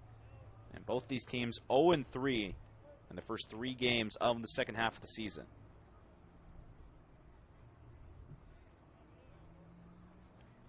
Oh, 1 to Naylor. Miller coming and crashing in. Naylor again gets the bunt down. This time he gets it in play. Miller coming on. Will fire over to first base. Mullins covering the bag. Cannot gather it in. Now coming home is Varney. The throw does not get there. And Luna makes it up to third base safely. Mullins came in covering the bag for Nolan Miller as he was crashing in. But Mullins could not handle the throw at first base. And it results in a run for the Pippins. It's now 7-3. Whole lot happening on that play, but Naylor's safe at first base. Now batting number 8, Gage Reeser.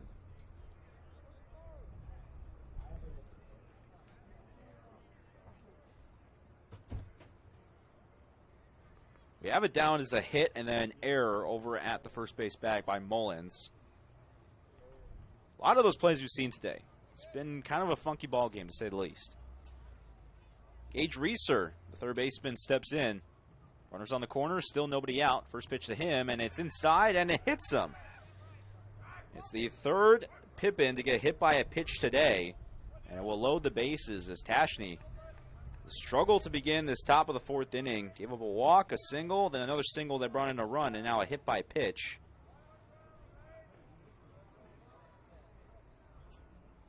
And now Preston Armstrong, as well as the infield, going to go out and talk to Tashney, try to settle him down. Drifters still with a 4-run lead. Now a lot of baseball left to play. It's going to be pitching coach Dean Stiles who will go out and talk with Tashney in the infield how they want to play this.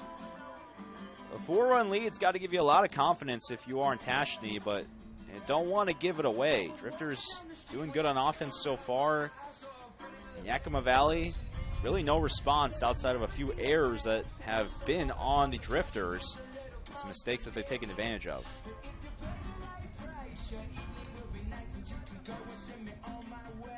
Jim Courtney, the home plate umpire, in the mix, saying that the mound meeting is over. Tells the players to go back to their positions. And we will resume with Dylan Anderson, the center fielder, back up for his third AB. Popped out to third base, Nick Gamino, and then grounded into a fielder's choice in the second inning, but then that did retire the second. Bases juiced with nobody out. Pitch to lefty Anderson. In there for a strike. 84 miles an hour from Tashney. Luna at third, Naylor at second, and Reeser over at first.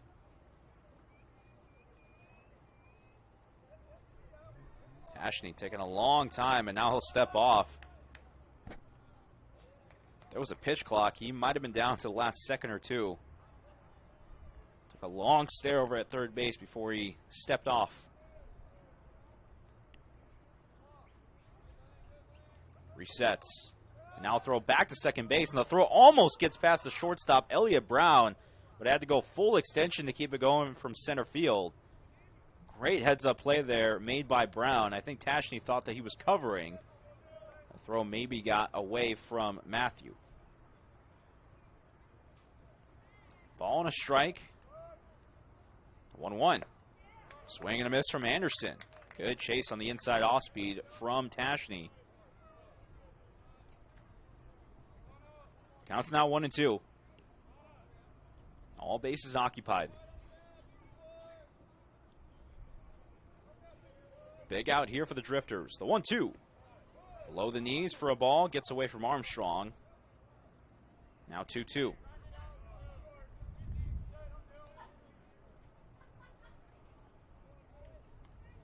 Corners playing a little in. Jamino and Miller with their feet just inside the dirt line. And then Brown and Mullins in double play formation. 2-2 is outside knee level. Now a full count to Dylan Anderson. With Kyle Bittner standing on deck. Not really the situation you want to be in for Tashney. Bases loaded and 2, 3, and 4 potentially due up. Payoff pitch. Inside for strike 3. Great spot from Tashney on the inner third. And Anderson not loving that call from the home plate umpire, Jim Courtney, but it's a K on Tashney's line. And there's the first out from getting out of this jam. Now batting, number 12, Kyler Bittner. Strikeout number 2 for Matthew Tashney. And now the double play is on, potentially to get out of this bases-loaded jam. Drifters leading 7-3. Pippins answering back in this inning with a run. First pitch is fouled off by Bittner, the second baseman. Ground out to third base, and then a fly out to center field for Bittner.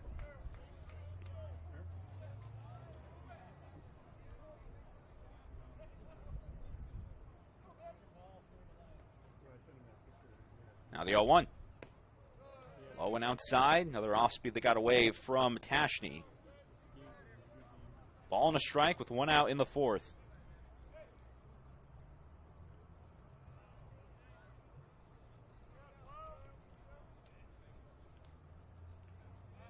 Tashney taking a deep breath. Comes set. The 1-1. About letter high on the outer third and catches the corner. Ball and 2 strikes to Bittner. Tashney can get out of this inning with only allowing 1 run. And it being bases loaded, that'd be a huge way to potentially end his outing. 1-2. Way outside. Armstrong sliding to his right to grab it. Leaving up the count at 2-2.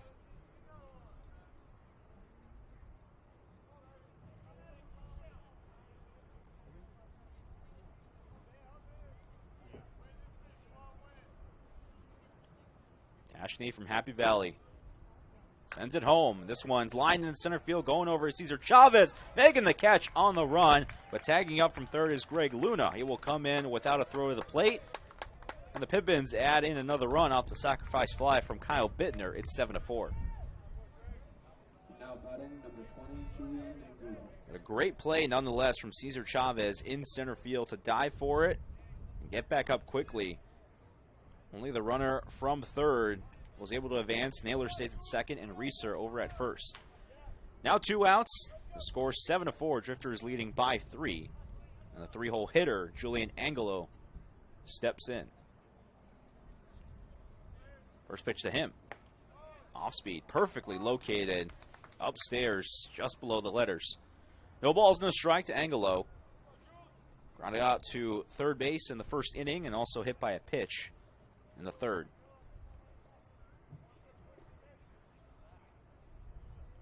Yo, 1. Fouled away. Angelo down 0-2.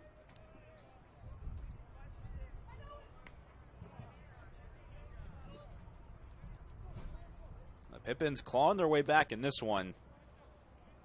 Of course, you never know with Springfield's offense. Put up 4 runs in the first, 3 in the second. No runs in the third inning. Yo, 2 to Angelo. Ground ball towards the shortstop, Elliot Brown. Fields out on a 1-hop, throws on his back foot over to first base, making it look easy. And it's a 6-3 putout to end the top of the 4th inning.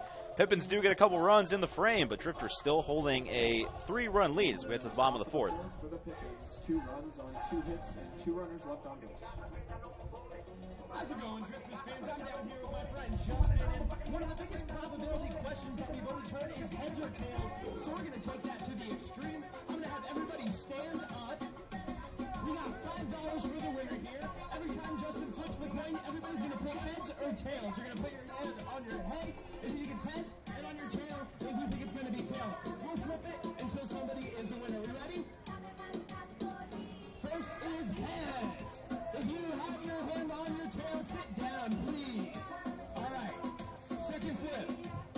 We got heads again. Oh, we got some cheaters. Number 3. That's going to be heads again.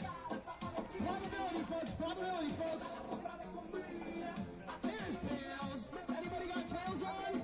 Over here, we're still going. One more flip. Let's keep going. We got more over here. That's going to be heads. You can sit down. You're still up. Let's keep going. All right, it's Kales. You're sitting down. You're sitting down. Do we have anybody still standing? You're still standing. You're still standing. One more. Oh, that's going to be Tails.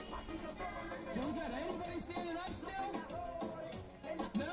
All right, I think we're going to go with... No? All right, you two, the last two out, stand up one more time. We're going to do one more. The last two that just got out. You two, we're ready. That's going to be Tails. Again, oh my gosh.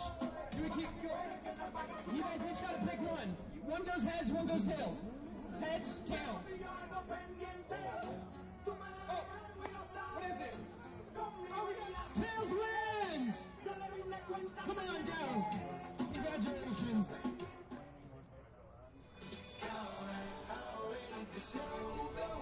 Leading off the inning for the Drifters, number 22, Nolan Miller.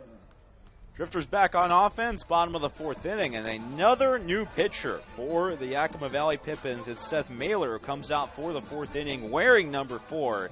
And the fourth pitcher, again, that the Pippins have used in this game. Yakima Valley kind of running out of arms. They've got a good amount of pitchers on their roster, but it's only game 1 of a 3-game series. See how they handle the other 2 games coming up later this week. First pitch inside to Nolan Miller is a strike.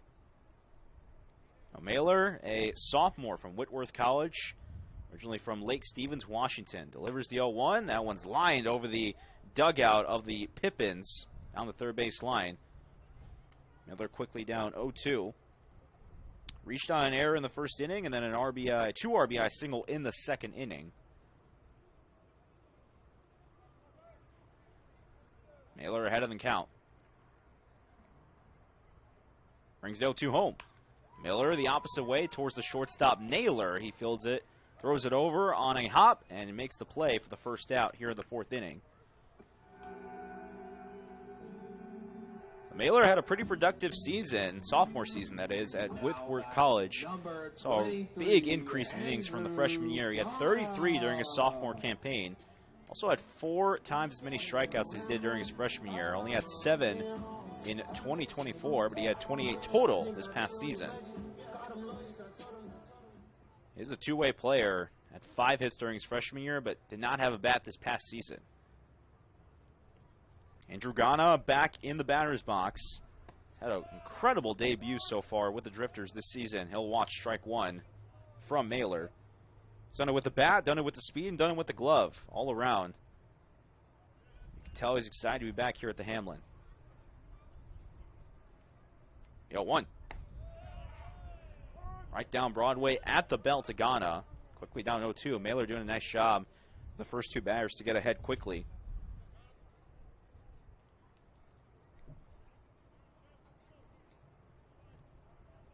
.511 righty getting set. 0-2. Way outside. Good leave there from Ghana.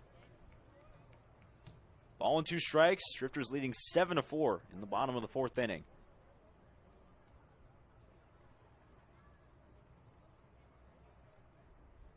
Ghana awaits the 1-2.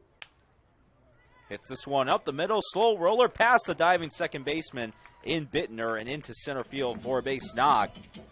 Ghana his second hit today. And that's the 3rd time he's reached first base safely. Sends up Preston Armstrong with a man over at first and 1 away. Armstrong 1 for 2. Brought in a run in the first inning and then struck out swinging in the second. Pippins in double play formation. First pitch is inside. Armstrong had a duck out of the way. Ball, no strike. The Drifters catcher. Been rotating with Isaiah Ibada. A pretty stacked catcher's room. Also Caden Young in there as well. The 3 of them have been rotating. Kind of splitting up the games per 3-game set. 1-0 is taken for a strike by Armstrong. 1-1.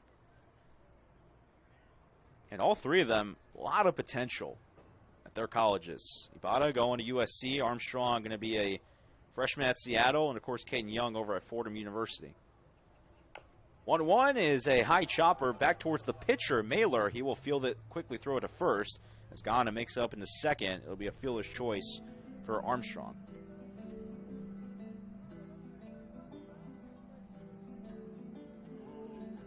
Not a fielder's choice. It's actually just going to be a 1-3. But Ghana does move up on the ground out. DJ Lewis, the designated hitter, will step in. RBI single in the first, similar to Armstrong, and also a strikeout in the second inning. Ghana at second. Drifters with a 7-4 lead. Mailer keeping an eye on Ghana. First pitch to Lewis, taken for a strike inside.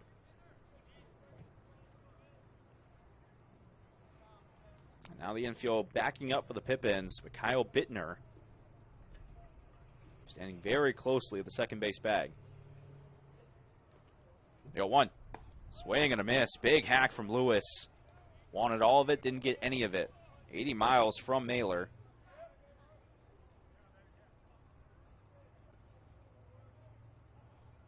Now Mailer looking to get out of this inning. 0-2. Quarter swing from Lewis. Thought about going around, but held up. Ball and 2 strikes. Bottom of the 4th inning. Ghana has the speed. If Lewis can get one into the outfield. With 2 outs, he's probably going to be on the move.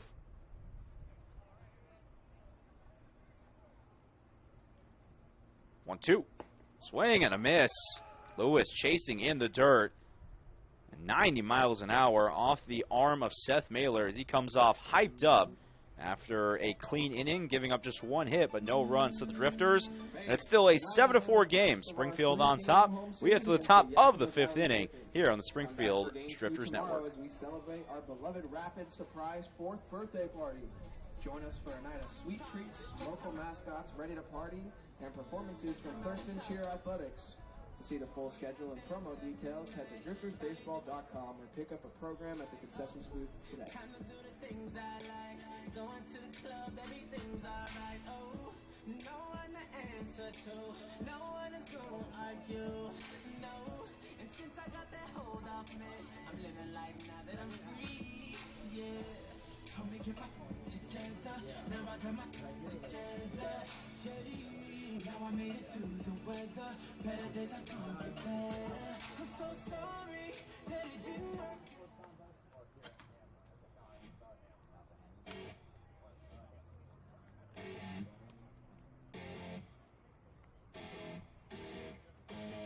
Now on the mound for the Drifters, number 8, Sonny Pena.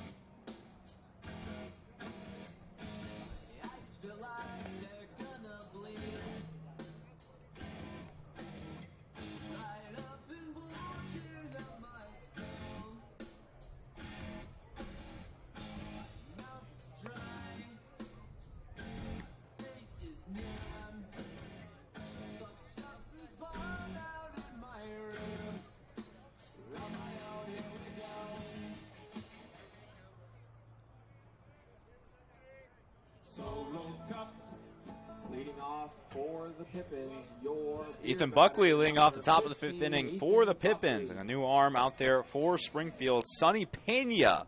Right-handed pitcher from Tulane, California, taking over for Tashney. First pitch is a strike from Pena. Tashney, his day is over. 4 innings, 5 hits, 4 earned runs allowed on 2 strikeouts and 1 walk. Solid day overall for Tashney on the bump. 0-1 is tapped towards the shortstop, Elliot Brown. Again, throwing over to first base, and Brown having a day at shortstop. Another 6-3 in the book. One gone in the 5th inning. Now batting, Pena, 30, Jake first Porter. outing of the 9-game homestand. Last outing came against Cowlitz on July 6th. Pitched just 2/3 of an inning, allowing 1 run, 1 earned run, no hits allowed, and 2 walks. Faced 4 batters in that loss. Jake Porter, the left fielder, steps in. Kind of a golf swing at the first pitch. Can't connect. No balls and a strike.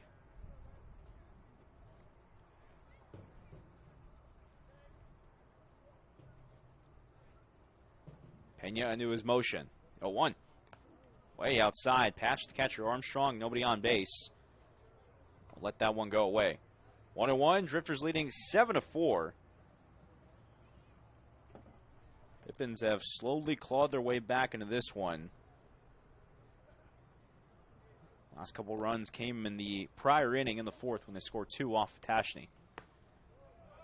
1-1. Low and away. Misses the corner for a strike. 2-1. Pena asking for a new ball.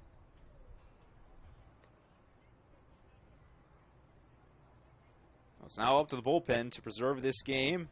See if Tashney can get the win.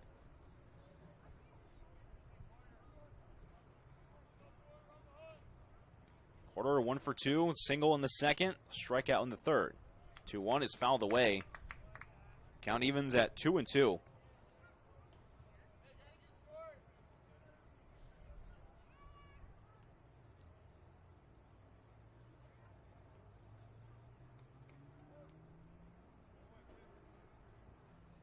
Two on the way home. Lined up the middle into center field for a base hit. Pena throwing up his glove, trying to knock it down, but can't connect. And it's a 1-out single for Jake Porter. Now batting, number 46, Jack Vaughn. And 6 overall for the Pippins. Jake Varney, the right fielder, comes up for his 3rd AB. Bunt single in the 2nd and a walk in the 4th inning.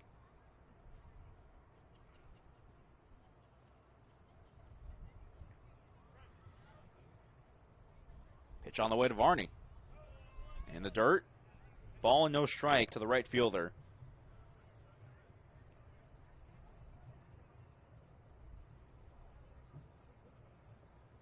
Drifters coming in 5-5 over the last 10, including that sweep of Richfield last week. 1-0 is taken upstairs for another ball. 2-0. This is a nice turnover for the Drifters in terms of offense, where they had just 5 hits in the Sunday finale against Cowlitz. 2-0, taken inside, 3-0. Varney not having to do much at the plate against Pena.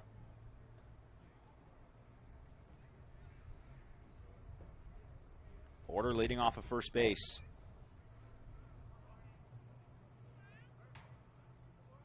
Pitch on the way. Right down the middle. Pena needed it.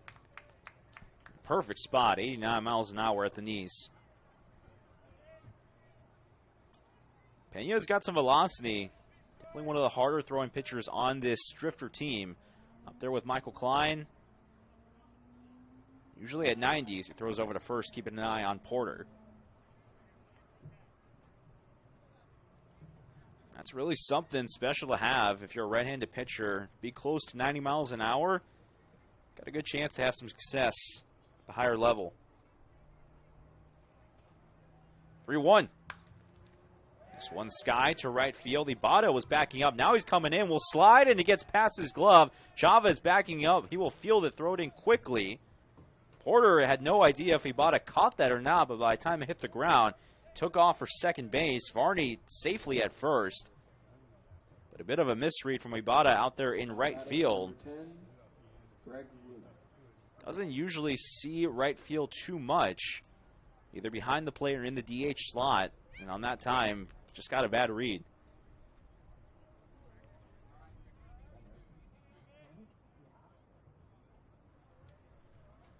Pretty sure that's an error, consulting with Knight Jarecki next to me in the broadcast booth.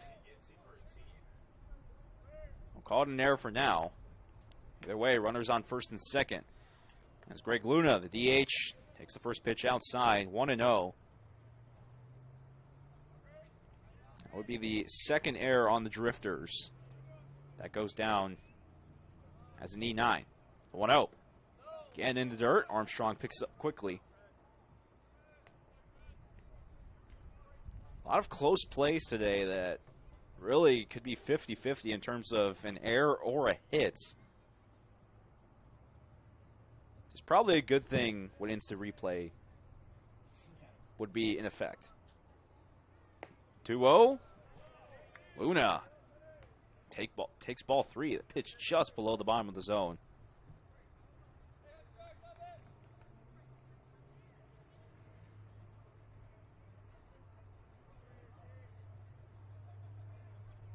Pena looking to avoid loading the bases. The 3-0. And unfortunately he does. It's a 4-pitch walk to Greg Luna. Moves Porter over to third base. Barney to second. And loads the bases for Langen Naylor. Double play is on. Drifters have turned 16 so far this season.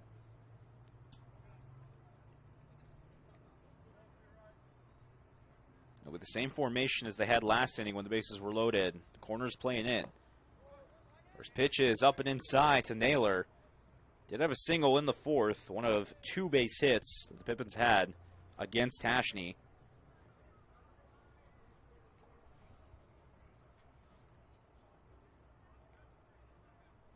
The 1-0. Upstairs, helmet level, 2 balls and no strikes. And the shortstop, Brown, going to come in, have some words with Pena. Trying to shake off the rust. Pena has been a solid arm for Springfield this season. He's coming in with a 6.89 ERA. 15 innings, struck out 14 and walked 23.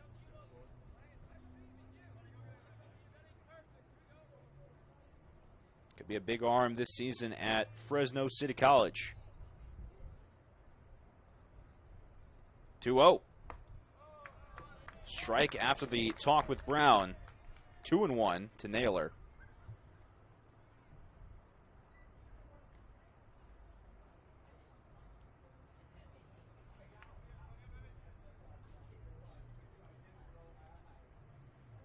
Pena shaking the left leg. Here it comes. Hit the opposite way. Nolan Miller picks up on a backhand. Throws to home. Armstrong for 1. Back to first. Not in time. What a play there. Looked like Miller was maybe going to go to second. Instead, he picked it up and threw it home to get the force out. And Armstrong trying to throw it back to Miller at first. Throw was a little high. Miller, good job of keeping that in the infield. Now 2 outs. Bases still loaded. But it could have been a whole lot worse for Springfield had Miller not kept it in the infield. So everybody moves up. Varney over to third, Luna at second, and Naylor over at first base. Reeser watches a pitch eye level for a ball.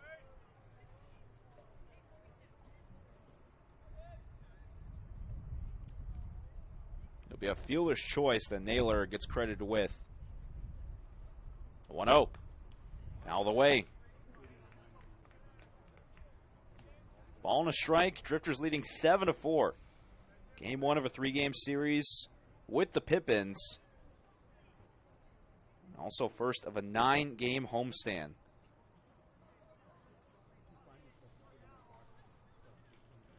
Reeser awaits the 1-1. Lined up the middle to center field for a base knock. 1 run's going to come in. A 2nd run will be waved in. A throw from Chavez is cut off by Pena. 2 RBI single from Gage Reeser. And the Pippins cut the deficit to just 1. It's 7-6 here in the 5th.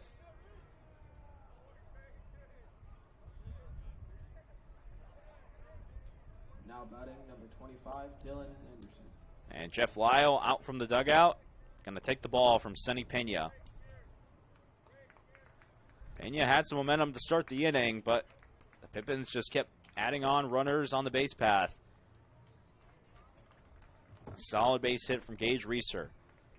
It'll be the 3rd pitcher to come into the ballgame for the Drifters. Let you know who it is other side of this break here on the Drifters Streaming Network.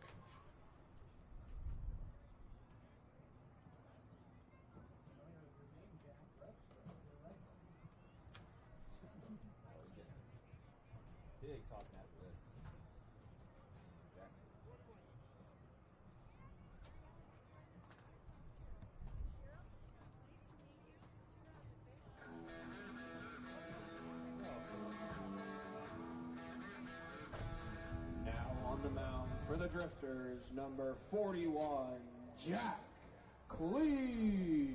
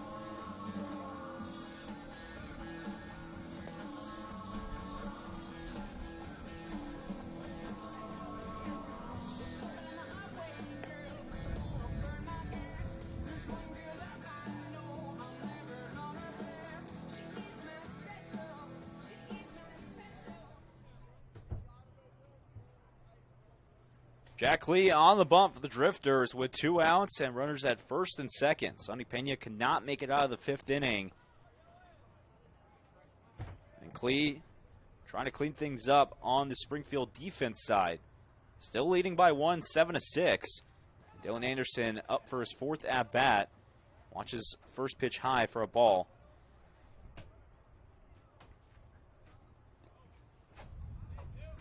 Clee also last appearance on July 6th against Cowlitz.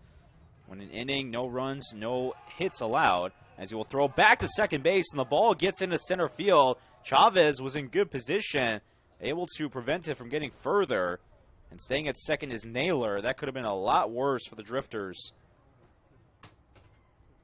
Again, Jamino wasn't sure, rather Elliot Brown, the shortstop, wasn't sure if the ball was going to come in his direction. And Clee kind of threw it away from where Brown was heading towards. 1-0 to Anderson. Outside, pops out of the glove of Armstrong. 2-0. The 1-run lead for the Drifters, but tying run in scoring position.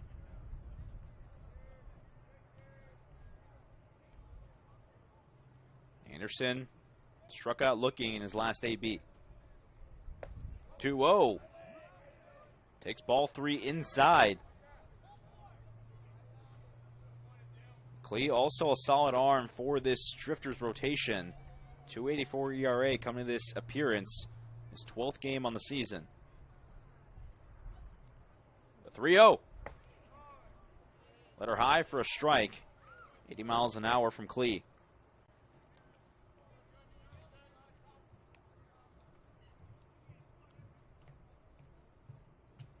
Naylor, the runner at second. Reeser over at first after delivering 2 runs right before the pitching change.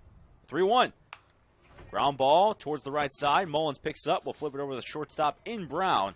And Clee comes in, gets the job done, and out of the jam. But, again, the Pippins able to put up 2 more runs in the 5th inning. And they now trail by just 1. It's 7-6. Drifters leading. They're looking for some assurance. Bottom of the 5th inning. Springfield back on offense when we come back. 2 runs on 3 hits and 2 runners left on base.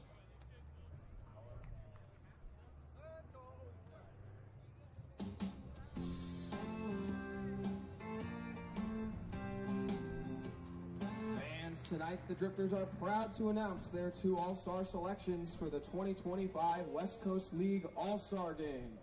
Please join us in congratulating infielder Cooper Mullins from the University of Michigan and catcher Isaiah Ibarra from the University of Southern California. You can catch Cooper and Isaiah in action in Bellingham on Wednesday, July 16th, or by streaming at bellinghambells.com. Work in a bank, I'm no good, slapping on things. Don't have a knack for making motors crank, no. But I'm pretty good at drinking beer. So hand me one more, that's what I'm here for. I'm built for having a ball.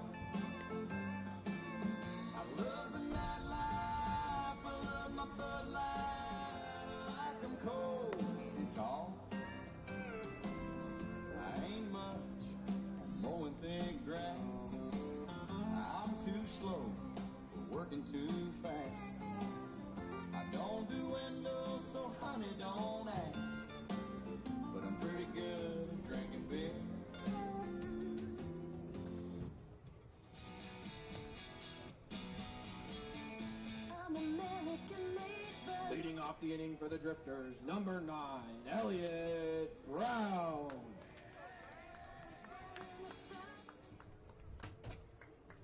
Elliot Brown leading things off here in the bottom of the fifth, showing bunt on the first pitch, but it sails back to the backstop. And will be strike one off the foul ball. Drifters leading 7-6, up by 1. Pippins have scored 2 in the second, 2 in the fourth, and now 2 in the fifth inning to make it a 1-run ball game. Seth Mailer back out on the bump in the second inning of work. First pitcher to make it past 1 inning of work on the Pippins side. As Brown did not hold up, it's called a strike, quickly down 0-2. Elliot Brown, Nick Gamino, and Cesar Chavez, 8, 9, and 1 due up in the fifth inning for the Drifters.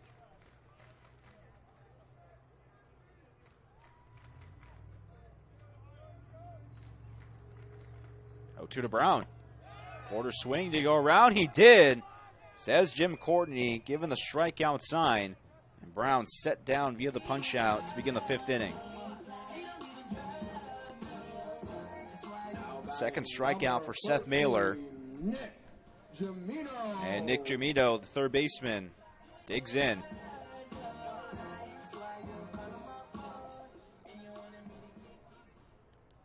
Jamino starting to see some more action in the Drifters lineup.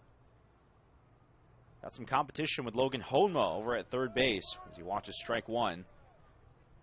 Drifters have a lot of depth really at every position. Feels like they have a good amount of guys that could play 2 through 9 in the infield and in the outfield as well. A 1 is below the knees for a ball, 1-1.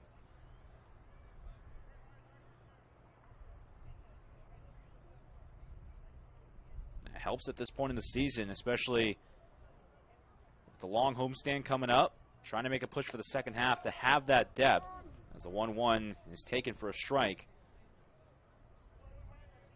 Helps out the head coach and Jeff Lyle with this lineup, making sure that all the guys get enough reps, but also give guys days off and not have to push them past their limit. 1-2 is fouled away behind the dish. Jamino stays alive, 1-2.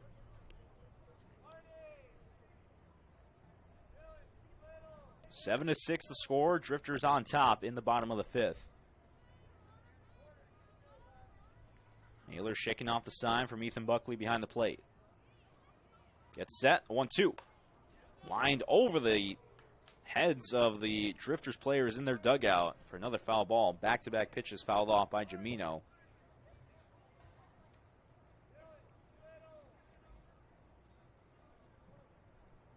Sun continuing to set here at Hamlin Sports Complex. Wind completely died down in the outfield. 1-2 is popped up towards the right side, going over his Angelo, but he runs out of room.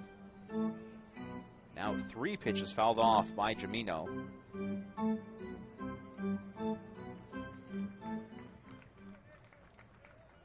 Solid at bat from the Drifters' third baseman. So continue to fight. 1-2 again. Pops up and another foul ball, 4 straight off the bat of Jamino.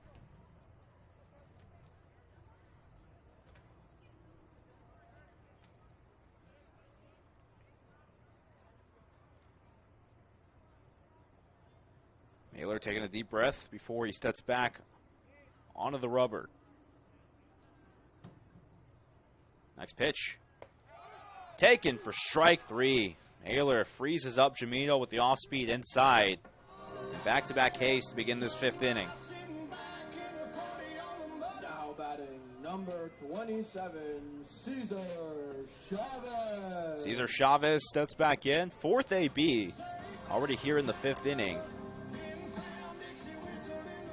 When you score 7 runs like the Drifters have, you're going to have a lot more at-bats than just the typical 4 we see in a game. Already 2 singles, and we'll take ball 1. Got to think that Mailer's a little worried with what Chavez has done to the other pitchers on the Pippins side. 2 for 3 to be exact. Also 3 stolen bases for Chavez. Swipe 2 in the second and then 1 in the third. 1-0, which watch for a strike. Low outside corner. Counts 1-1. Scores 7-6. Here's the next offering. Chavez rips at it, but gets under it and fouls it back.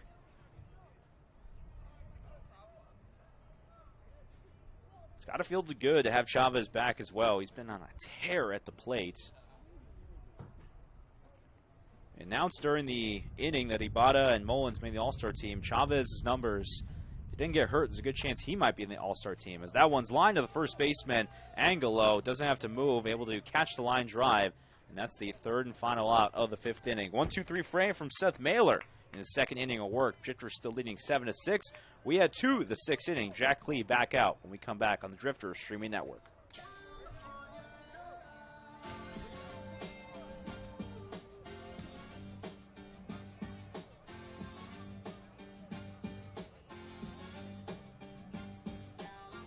All right, what is up, Drifters fans?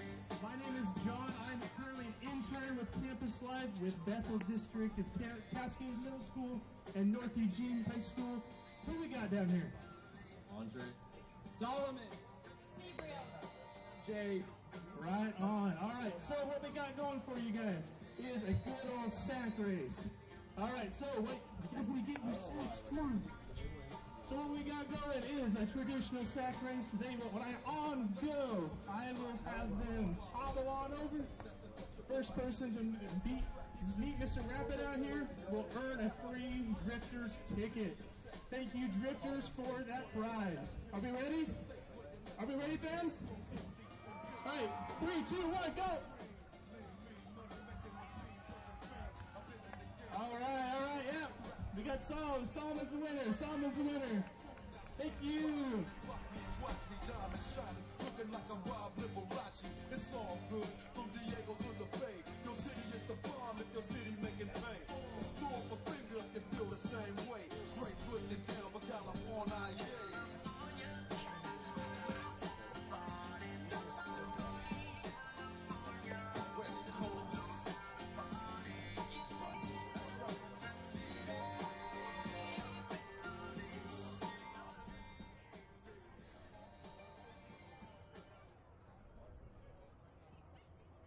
Leading off for the Pippins, number 12, Kyler Pippins.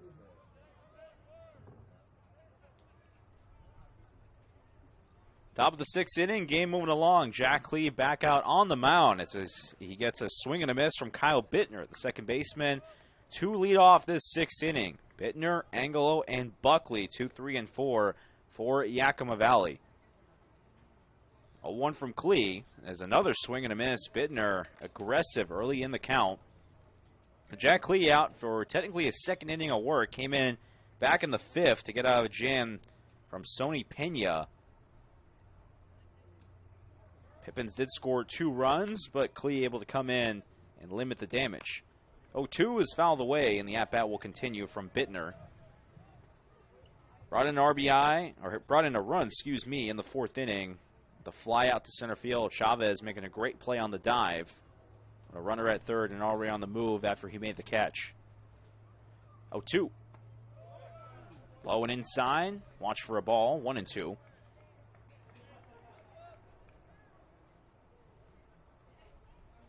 It's definitely turned into a tight ball game. Drifters were leading 7-2 after the 2nd inning. And now lead by 1. 1-2 as Klee was trying to pull off the slide step. Didn't work out. Pitch misses outside. 2-2.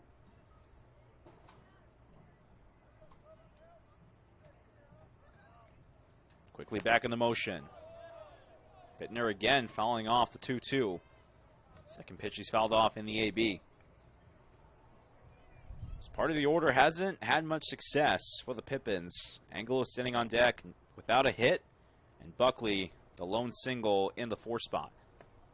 2-2 is just inside. Good spot there from Klee near the hands. Trying to jam up Bittner, but he doesn't bite. Full count.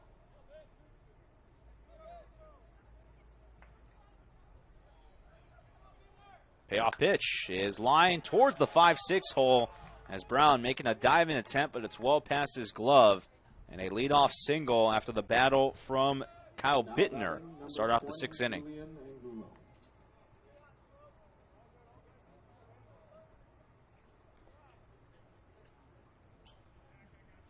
That brings up Julian Angelo, the first baseman.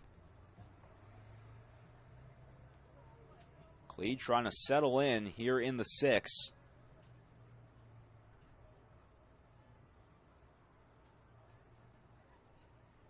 Now from the stretch, first pitch to Angelo. Dips in below the knees, 82 on the gun. No balls, rather 1 ball and no strikes. Klee taking a look over at first. Long stare, the 1-0. And it gets behind the catcher. That's actually Caden Young behind the dish, as Young cannot find it. Caden Young taking over behind the plate for Preston Armstrong.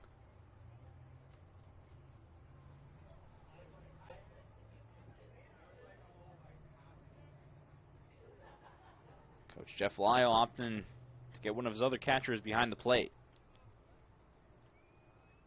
2-0. Framed up below the zone again, 3-0. Klee taking a deep breath, trying to calm himself down. Runner at first, nobody out. Here's the pitch. Taken for a strike by Angelo. Catches the bottom of the zone near the knees. 3-1 hitters count. See if Angelo gets the green light.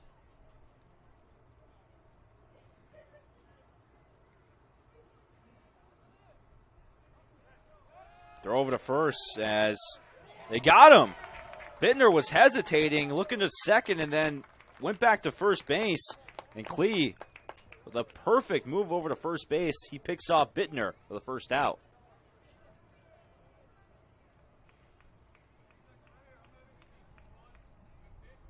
Great play made there by Jack Klee.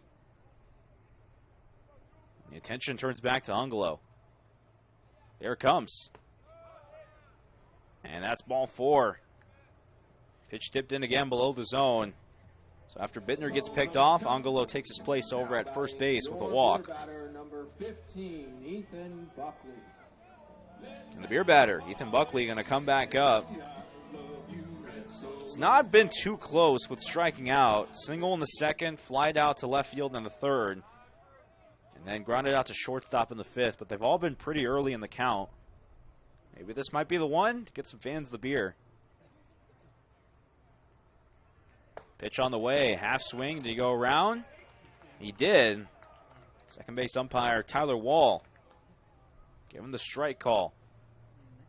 No balls and a strike. 3rd of the way there if you're here at the Hamlin Sports Complex.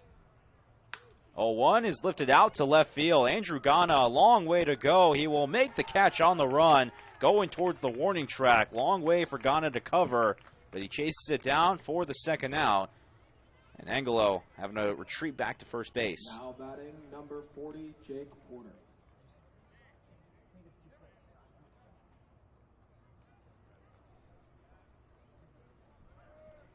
Ethan Buckley does not give the fans the beer tonight. Maybe he'll come up in the 7th inning. We'll see. Jake Porter, the left fielder, comes up with 2 outs. Pitch on the way, fouls it back. Caden Young, the only defense substitution for the Drifters. Everybody else in their respective spots.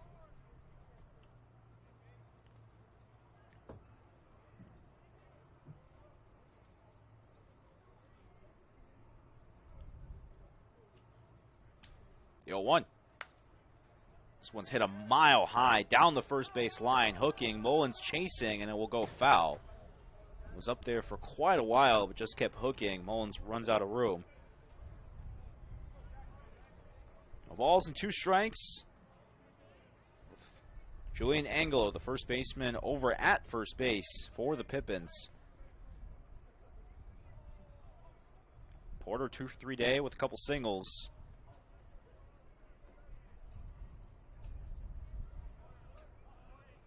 Here it comes. Again, fouled away. Stays alive at 0-2.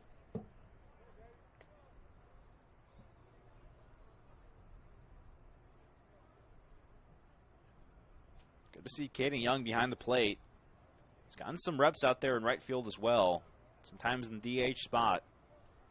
Was hurt earlier this season in the first half. Has bounced his way back. Throw back over to first base. Miller applying the tag, not in time.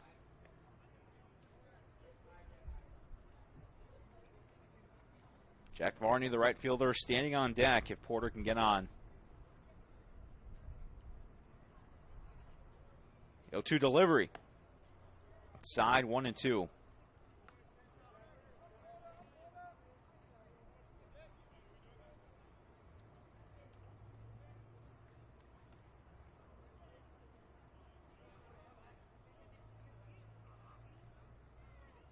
Lee taking a long stare. The 1-2 is hit the opposite way. Leaping is Brown in the air, but cannot haul it in. Way past his glove.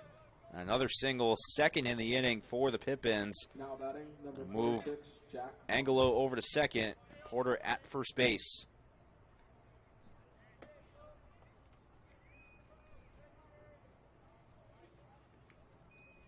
Jack Varney, the right fielder. The chance to tie the ball game. First and second with 2 outs.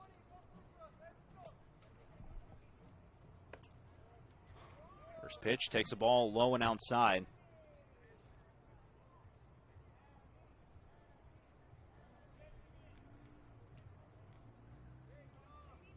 Varney, no home runs this season. Does have some power, though, from the left side. 1-0, almost gets behind the catcher, Caden Young. Able to scoop it up out of the dirt. 2 balls and no strikes. Angelo, the lead runner, at second. Porter over at first.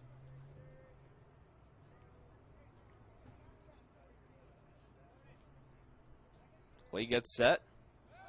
And now we'll throw back towards second base. And it gets past the shortstop in Brown into center field. Angelo didn't know if it got past Brown or not. He stayed at second base. But another play feels like a mistake on the Drifters' side that could have gone a whole lot worse. Ends up keeping the runners at their bases. Still a 2-0 count. And a 1-run ball game. A 2-0 pitch. Above the letters for a ball. 3-0. Clee testing the corners. The Pippins have gotten a lot more patient as the game has gone on. Clee needing a strike, and he gets it. 81, bottom of the zone.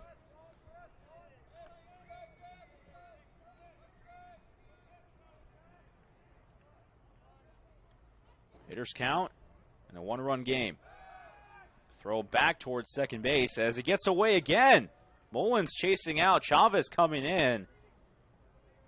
And the second time, and maybe the span of a few minutes, the throw gets away from Brown. That one a little more on target. Brown just not able to squeeze it. No damage done, though, as the runners again staying at their base.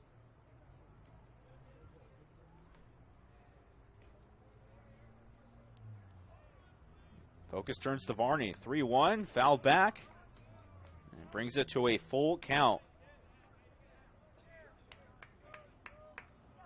Both runners will be on the move with 2 outs.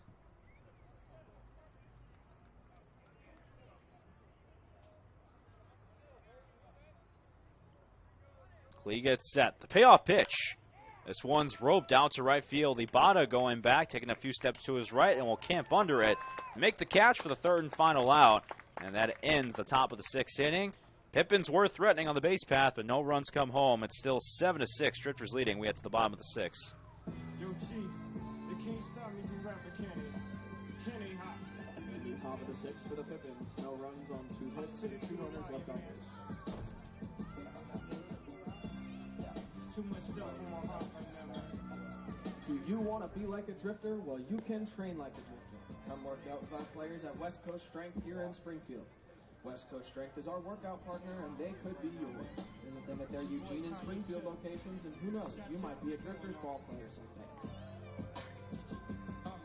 Yeah, I drink a boost for breakfast and ensure for dessert. Somebody order pancakes, I just sip the scissor. That right there could drive a sane man berserk. Not to worry, Mr. Ace to the end goes back to Wizard.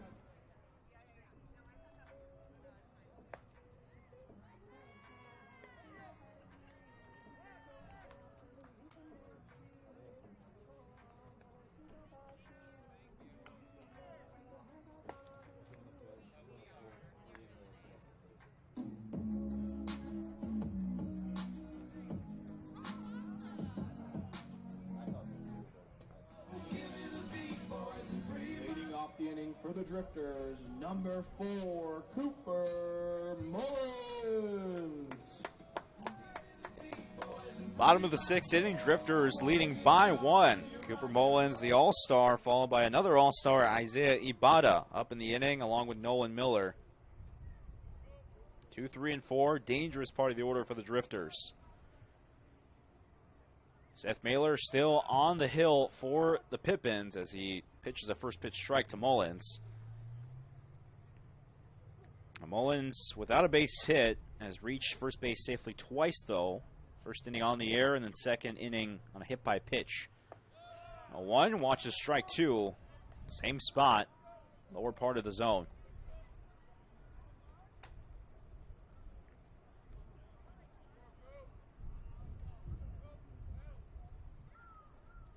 Mailer with the 0-2. It's in the dirt. Mullins watches it for ball 1. Mailer having the longest outing of any pitcher for the Pippins so far. Salscheider started the game, went an inning, then Getzinger came in for another inning before Hawthorne got the third. This one's flared out down the left field line for a foul ball. Mullins able to stay alive. And since then, Mailer has pitched every inning since the 4th.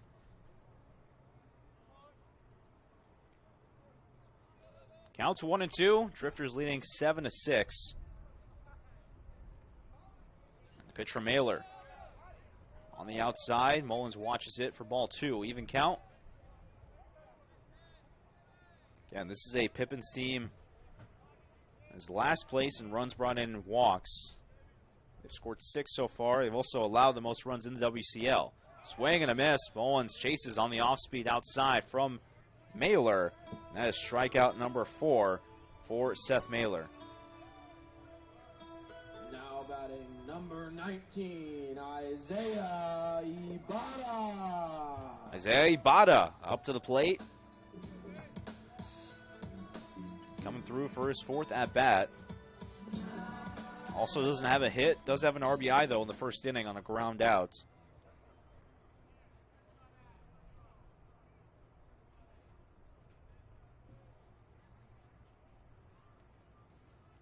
First pitch on the way. Broken bat up the middle. Mailer catches the line drive. Whole lot happening on that play, but Mailer, cool as a cucumber through it, catches it. And a quick second out. I think that's the first broken bat I've seen this summer. Haven't seen it too often, even in the Wood Bat League. A scary sight, no doubt, especially for the pitcher. The bat went the complete opposite way of where the ball was heading, but still, anytime you got a piece of lumber coming at your head, watch out.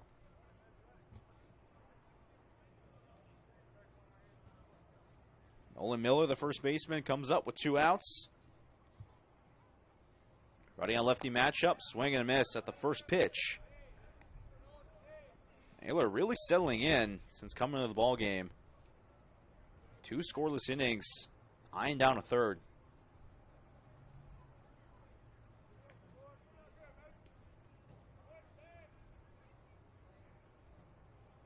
Yo, 1. Miller fouls it off out to the stadium. The grass field, excuse me. Down no balls and 2 strikes.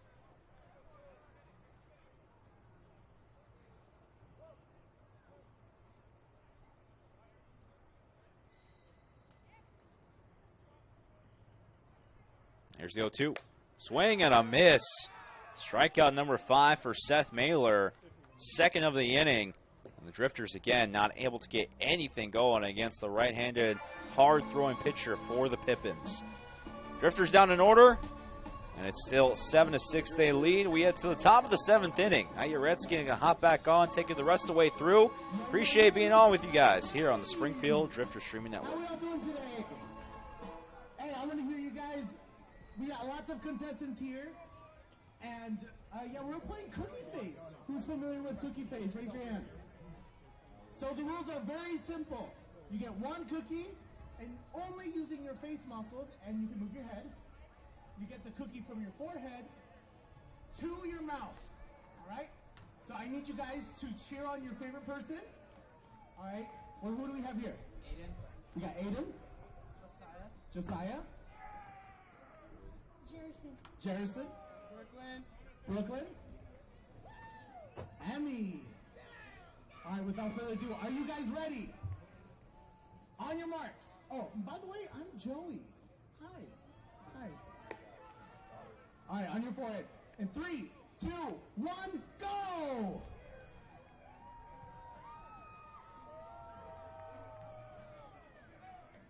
How many people already dropped them, huh? Come on, Emmy, you got this. Yeah, if it fell, don't worry, just grab a new one. You got this. Oh, Jerison looks like he's pretty close right now. Yeah. Oh, Emmy, come on, you got this. Nice and easy. Nice and easy, guys. You got this. All right, cheer on your guys' favorite person right now. Emmy, did you get it? Oh, Brooklyn! Good. Give Brooklyn a round of applause, everybody. We good?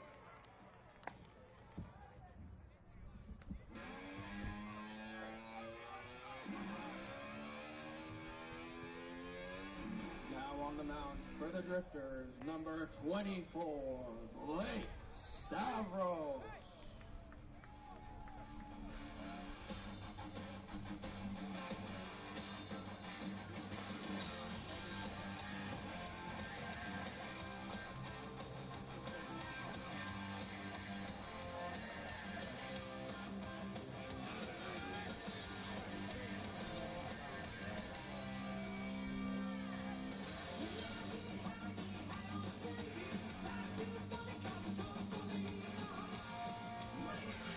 Hello, everybody, and welcome back to Hamlin Sports Complex. Blake Stavros, the new pitcher on the mound here in inning number 7. Special thanks to Saul Galvan for innings 4, 5, and 6. Stavros' first pitch comes in for a strike, 0-1 to Greg Luna. Stavros into the game for Jack Klee, an inning and a third with 2 hits, no runs, no walks, and no strikeouts. Now Stav comes into the game. The right-hander from Eugene delivers a 0-1 pitch down and away. 1 ball and 1 strike to Luna. Luna today, a hit by a pitch. That scored a run back in the second. A single and a walk in his first game of the summer with the Yakima Valley Pippins. 6-7, the Pippins trail. 1-1 pitch from Stavros comes in just a bit down and away. 2-1. Stavros from Bushnell University, so playing in his home ballpark. Graduate of Willamette High School. When he was playing, they were a 5A school, up to 6A now. 2-1 pitch from Stav is just inside. 3-1 to Luna.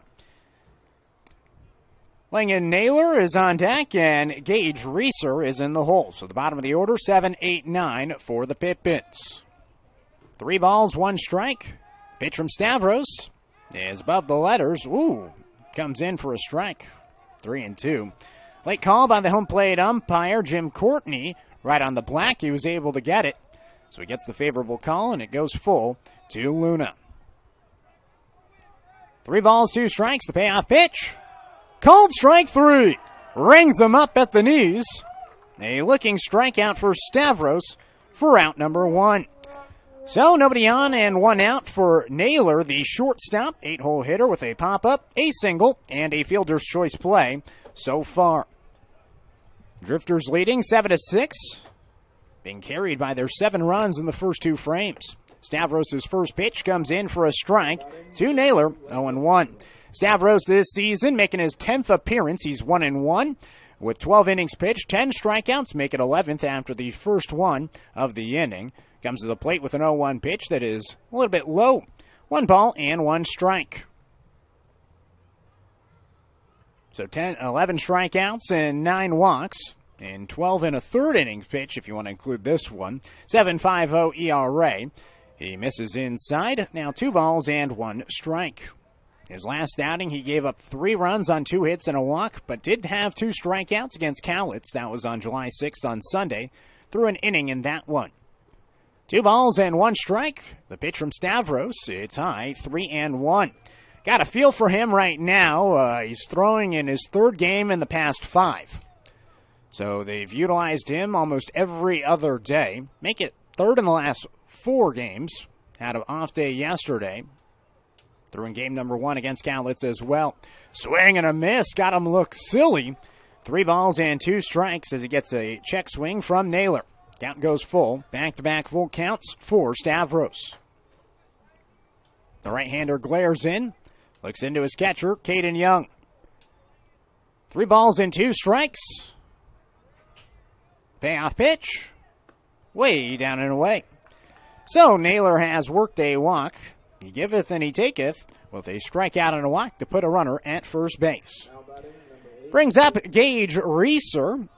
Flying out on a sacrifice fly in the 2nd. Hit by pitch in the 4th. And a single with 2 RBIs coming in the 5th inning.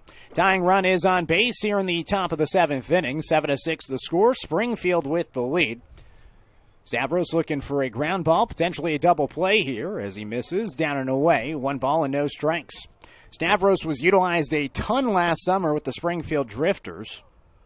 Last year threw in 18 games across the whole summer.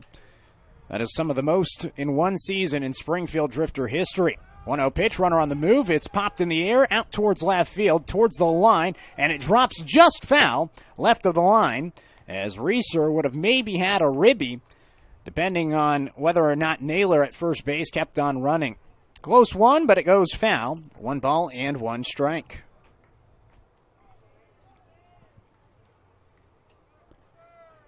Pippins out hitting the Drifters today, 9-7, but they have an extra error, 3-2. Stavros comes set, 1 ball and 1 strike. He'll throw back towards first base, and awaiting the 1-1 is Reeser. So Reeser, he came in the 2nd inning. Ethan Hogan was the starting 3rd baseman, but after he had an error in the opening inning, they pulled him in inning number 2 before he even got his first at bat. Throw back towards first again, keeping an eye on Naylor. Last inning, Jack Klee, he picked off Kyler Bittner for the opening out. 1 ball and 1 strike.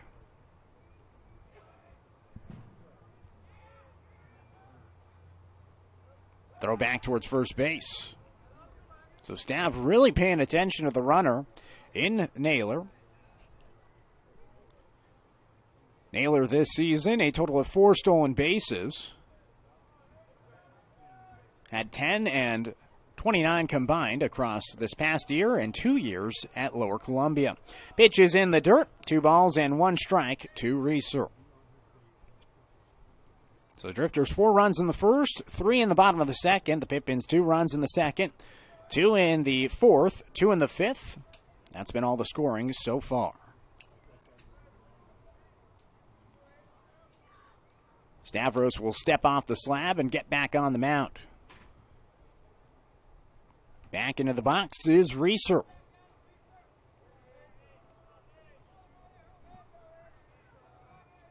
The 2-1 offering. Runner on the move, and it's fouled back.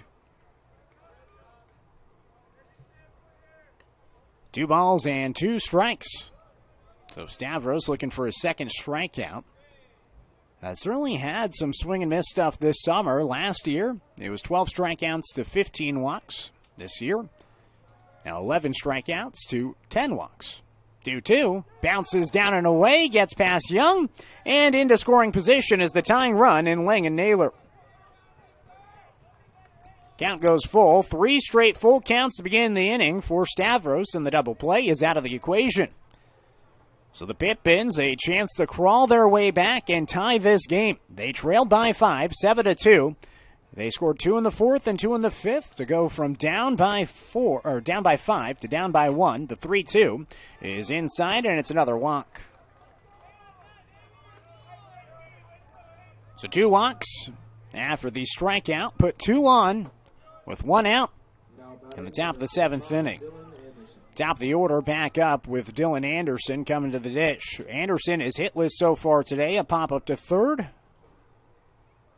And out is Dean Stiles. We'll see if this is a pitching change or just a conversation.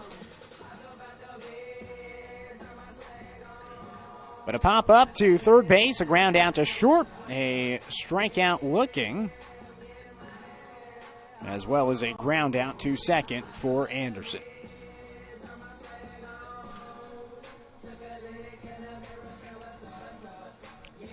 So the Drifters facing off against the Pippins. Got a ton going on at the ballpark this week. Tons and tons of promotions.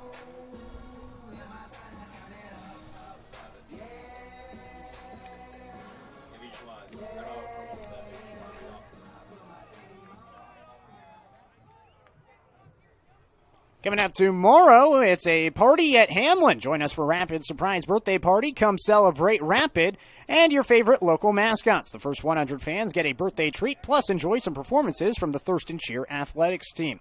First pitch is scheduled for 6:35 p.m. So after the conversation, pitch bounces in. 1 ball and no strikes. So Rapid surprise birthday tomorrow. Shh, don't tell him. He can't know. Although we've been putting it everywhere on our social media. 1 ball and no strikes. Here's the pitch. It's a little bit low. 2 balls and no strikes. I wonder if there's going to be any dogs at the park tomorrow. I mean, you got to think about it. The Duck is going to be here. Saul did give me a note that the Oregon Duck is going to be here at the ballpark tomorrow, so he is coming to surprise Rapid. 2 balls, no strikes. Here's the pitch. A little bit low. 3 balls and no strikes. But we had the bark at the park earlier this year. Maybe you'll see a dog tomorrow for Rapid's birthday. Maybe a nice little golden doodle. Maybe a Pomeranian, a beagle. There was a beagle the last time that was really, really fun to play around with. 3-0 pitch. In for a strike, 3-1. There was a nice corgi as well. That was a fun day. Although one time the fire department left. We're right next to a fire station here at Hamlin. 3-1 pitch. It's low, and it's another walk. So the fire truck left. Its sirens were on, and all the dogs went berserk. Yeah, it was a loud day at the ballpark with all those dogs, a little hectic. We'll see if any puppers show up to the park tomorrow for Rapid's birthday. Jeff Lyle is coming out. That means probably a pitching change. Bases loaded with the tying run at third. Go-ahead run in scoring position at second. It is 7-6. Springfield with the lead in the top of the 7th inning. Lyle takes the ball from Stavros, a new pitcher coming to the game for the Drifters. We'll let you know who it is on the other half of this break here on the Drifters Streaming Network.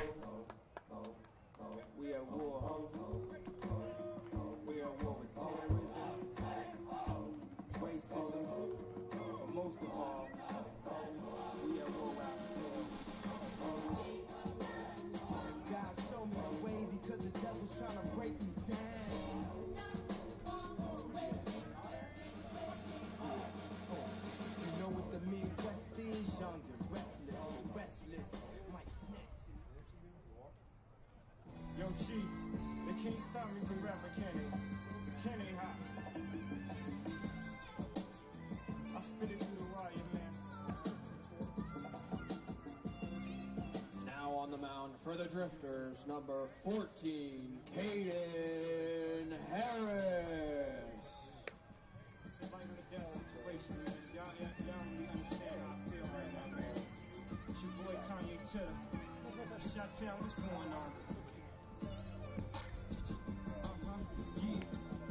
I drink a boost for breakfast and insure for dessert. Somebody order pancakes, I just sip this scissor.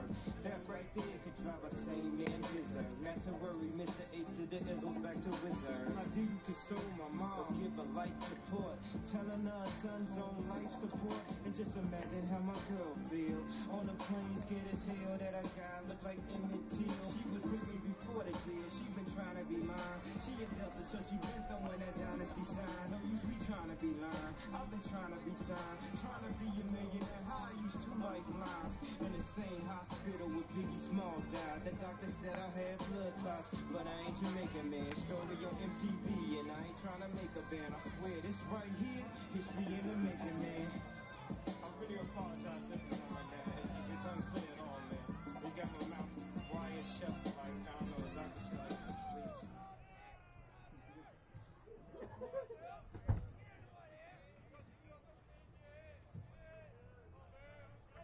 New pitcher in the game, it is Caden Harris. So he comes in for Blake Stavros after just a third of an inning with 3 walks. The bases are loaded. 1 strikeout for Stav as the first pitch from Harris is cut on and missed at the dish. 0-1. So Kyler Bittner at the plate with the bases loaded. Naylor at third, Reeser at second, and Anderson at first base. 7-6 the score in the top of the 7th inning.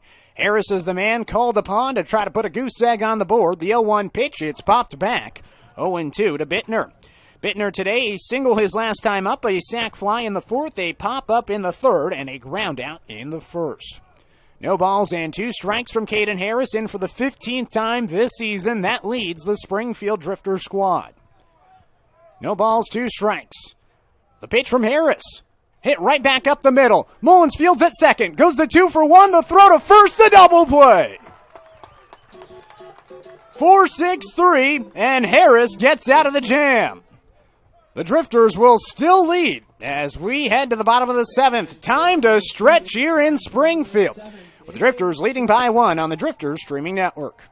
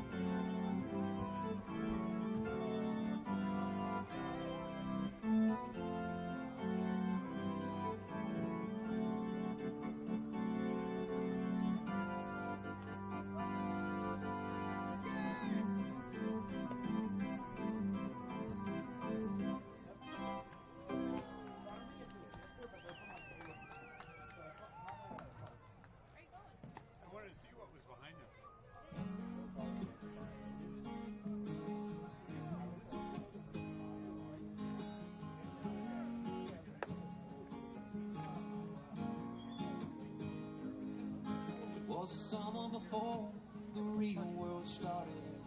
Deal was we would get to go if we cleaned it up and got it running. That is old Winnebago. When I'm pretty down 65, my best friend. Andrew Ghana is leading things out, followed by Preston Armstrong and DJ Lewis. Bottom of the 7th inning, it is 7-6 as Kaylee, our scorekeeper, is making a break towards the press box.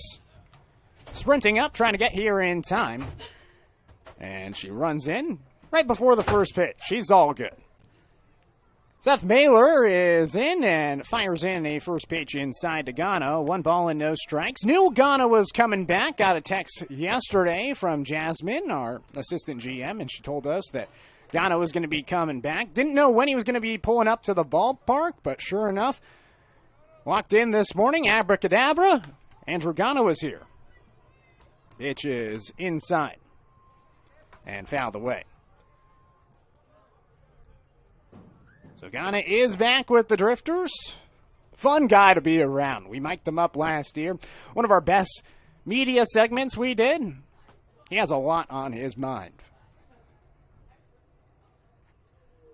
1-1 pitch. It is inside. 2 balls and 1 strike.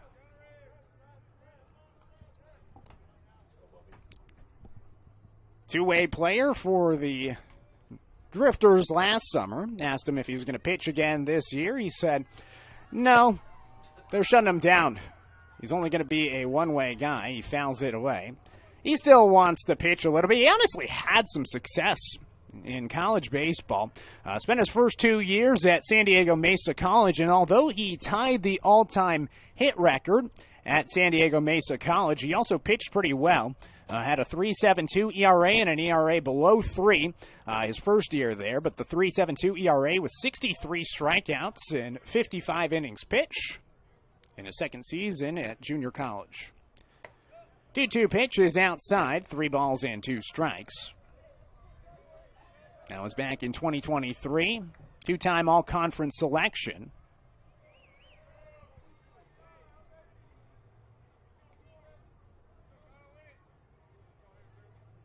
Three-two. It is a check swing that did not go around. So Ghana has worked a walk against Seth Mailer, who had pretty much shut down the Drifters in innings 4, 5, and 6. 1, 2, 3 innings in the last 2. Allowed a single in the 4th to Andrew Ghana, who just reached base safely, and he's the first batter to reach base safely since himself back in the 4th inning.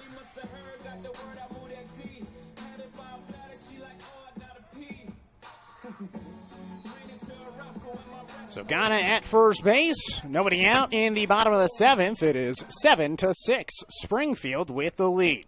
Here's Preston Armstrong at the plate. First pitch, Armstrong, he takes it down and away. 1 ball and no strikes. Rather, scratch that, it's not Preston Armstrong. He was defensively replaced by Caden Young. Armstrong, a single, a strikeout, and a ground out. So now here's Caden Young, young man from Fordham. 1-0. Checks the swing. Did he go around? Yes, he did. 1-1. So Young into the game for Springfield. Gets his look. Young just wrapped up his first year at Fordham.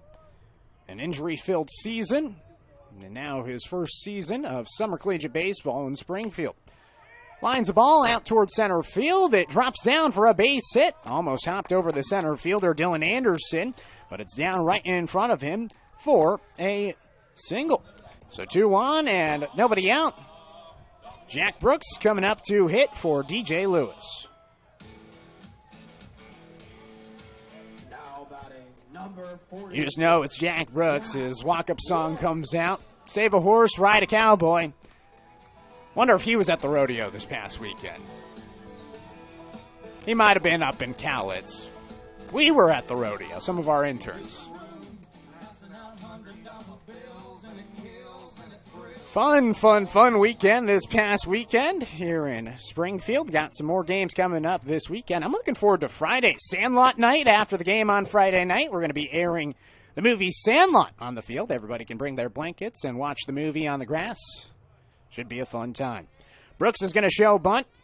Corner of the infield comes in. The first pitch from Mailer. It's bunted foul behind the plate. Brooks couldn't square it up. So no balls and 1 strike to Brooks. Really quick guy. One of the tops in the league in stolen bases this season. So certainly a guy you want to bunt. Trying to get it down and maybe use his wheels to end up at first base. No balls, 1 strike.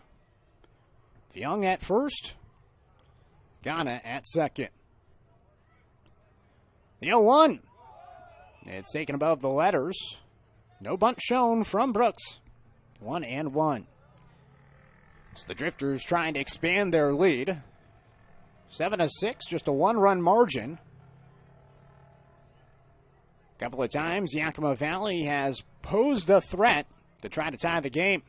Nothing doing for the Pippins. The Drifters pitching staff doing a good job, including last inning with the bases loaded. Caden Harris getting a ground ball to get out of a bases loaded jam.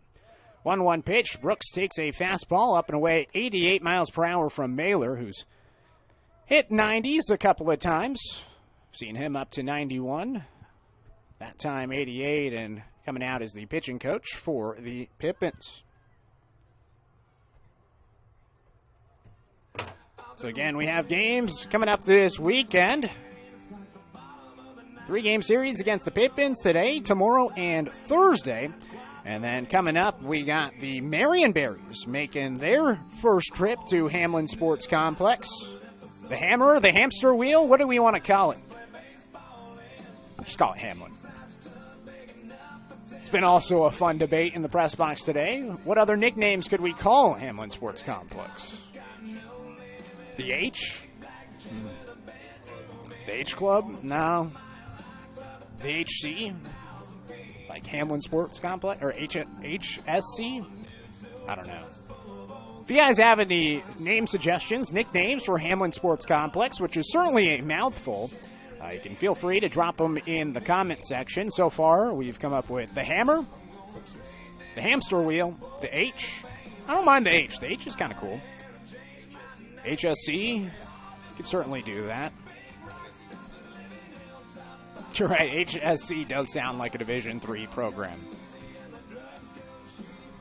It's like Harrison State College. I don't know. Back to the action. 2 on and nobody out in the bottom of the 7th inning. 7-6 the score. It's Jack Brooks at the plate. 2 balls and 1 strike. Naylor remains in the game. The right-hander will come set. Pitch to Brooks. He takes it. Up and away. And the count is now 3 balls and 1 strike to Brooks. This season, batting .206. Has walked 13 times with an on-base percentage north of .360. 3 balls and 1 strike. Pitch from Mailer. Lined right towards the shortstop on 1 hop. As Naylor goes to 2 for 1. No throw to first base. Instead, the throw goes to third. As Ghana is at third base safely. Young is out at second. A fielder's choice play. As Brooks, with his speed, booked it down the first base line. And legs it out for a fielder's choice play. Really nice play by the shortstop, Lang and Naylor. And good heads-up smart base running by Andrew Ghana.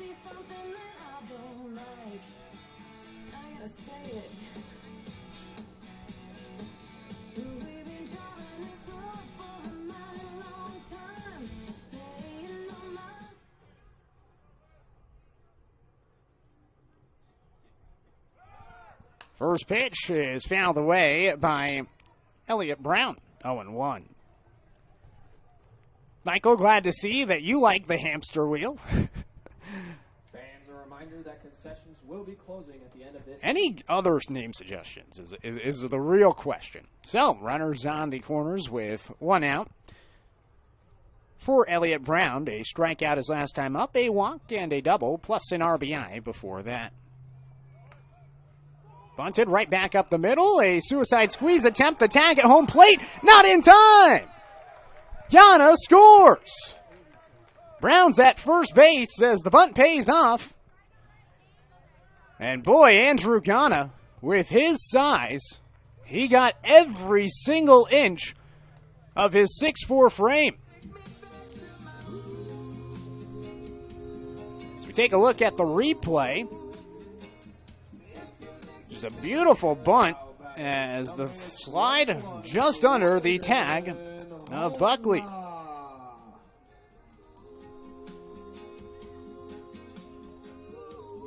Ooh, I love the Hamplex. That's a fun one. That's a pretty good name suggestion. The Ham House, you could certainly go with that. The Hamplex, though, is certainly up there. So here's Logan Honma hitting for Nick Camino. And before we get that, Buckley's going to take off his bucket, readjust, and Puts back on the mask.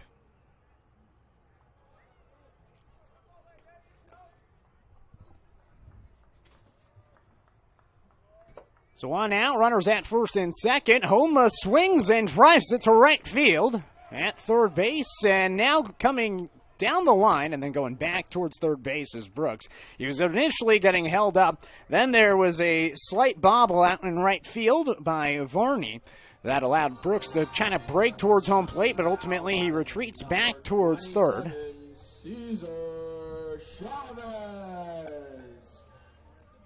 So now bases loaded after the single by Honma.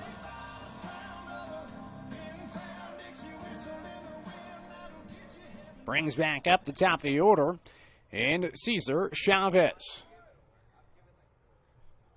Chavez up with the bases loaded, 1 out, 8-6 the score. Springfield with the lead.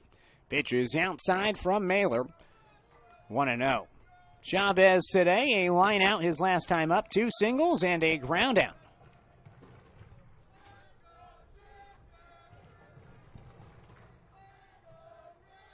One ball, no strikes. Pitch to Chavez. Down and away, 2-0. See some more from Jonathan Schumann. Field of Hams. Ham Slam Central. Yeah, the Ham House. I'm still a fan of the Hamplex. Might be my favorite suggestion yet. Keep filling up the chat if you haven't. 2-0, it's in for a strike. 2-1, 89 on the low outside corner.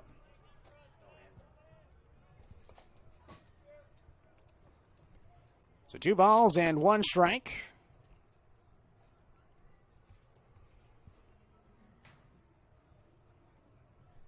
Mailer comes set. The pitch. Chavez takes it for a strike. Good movement. 80 miles per hour at the knees, 7 inches of horizontal break, and you certainly saw it flash. 24.52 spin rate. And Chavez had nothing else to do but take 2 balls, 2 strikes with 1 out and the bases loaded. Here's the pitch. Chavez swings and fouls it away. 90 miles per hour at the bottom of the zone.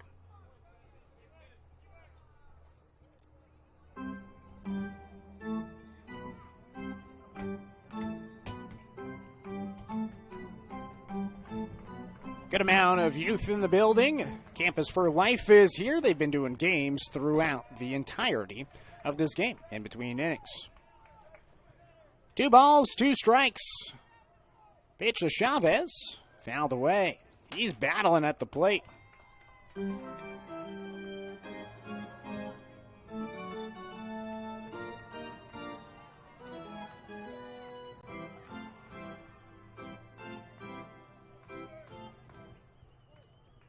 So Chavez gets back in the box. Gonna put one in play, pick up his 3rd hit. 2-2 up and inside, 3 balls and 2 strikes.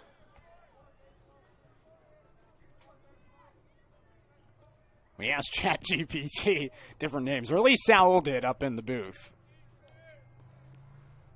The Hamplin Heat. That's a little bit of a silly one. 3 balls and 2 strikes. Pitch to Chavez. Swings, loses the bat. It's into the dugout of the Pippins. And that's a long walk back to his own dugout after the strikeout. The bat boy is trying to race him to the third base side, and ultimately Chavez gets his bat, and he'll head back to the dugout. Honestly, a little bit of a tough stretch for Chavez. As his last at bat, he broke his bat on the line out to the pitcher, and then a strikeout swinging with the bases loaded, where his bat went flying.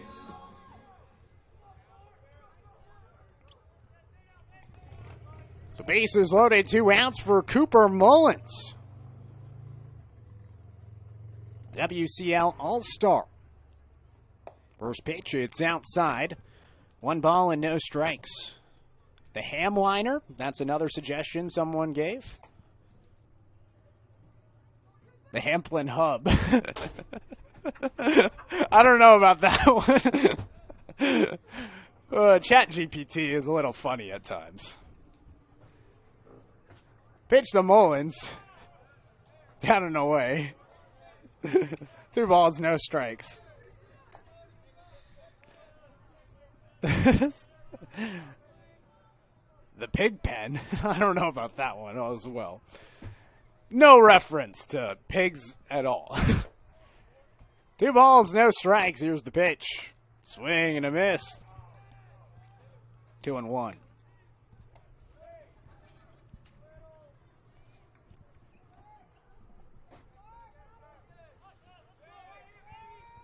So 2 balls and 1 strike. With 2 outs for Cooper Mullins at the plate. Drifters leading by 2 in the bottom of the 7th. Here's the pitch. Looked at down and away. 3-1.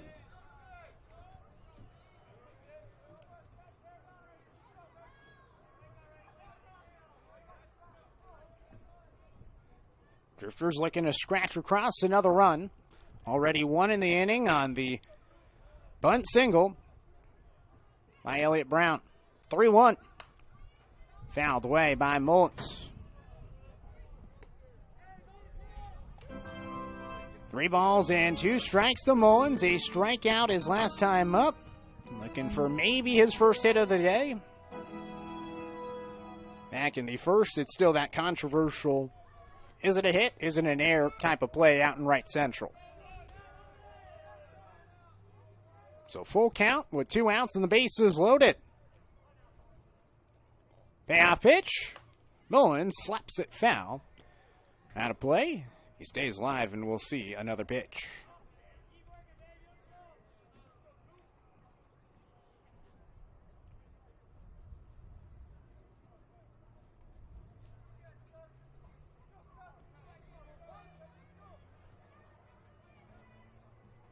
Mailer glares in to Buckley, his catcher. His payoff pitch. Taken inside. It's a walk for Mullins and RBI as Brooks is in to score, and it's 9-6. Springfield with the lead.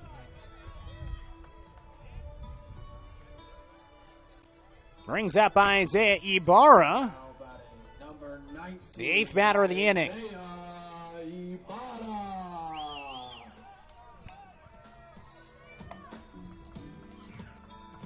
So Ibarra into the box.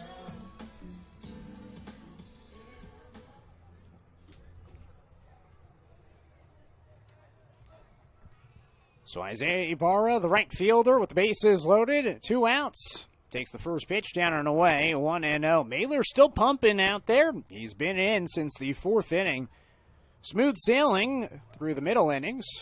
And some trouble here in the 7th, allowing 3 hits and 2 walks.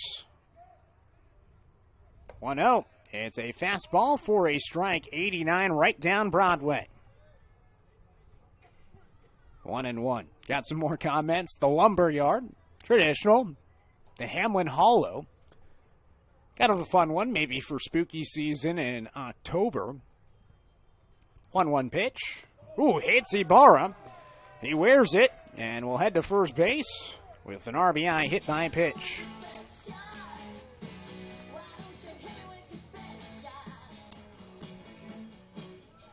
Mullins will advance to second. Elliot Brown in to score with Logan Honma advancing to third.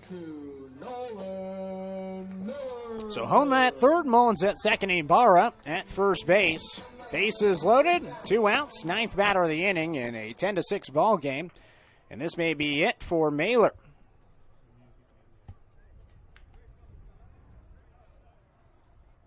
So coming out is the coach of the Pippins.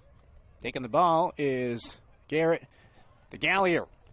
So, with 2 outs and the bases loaded, Nolan Miller will face off against a new pitcher. We'll let you know who it is. Keep giving us your suggestions here on the Drifters Streaming Network.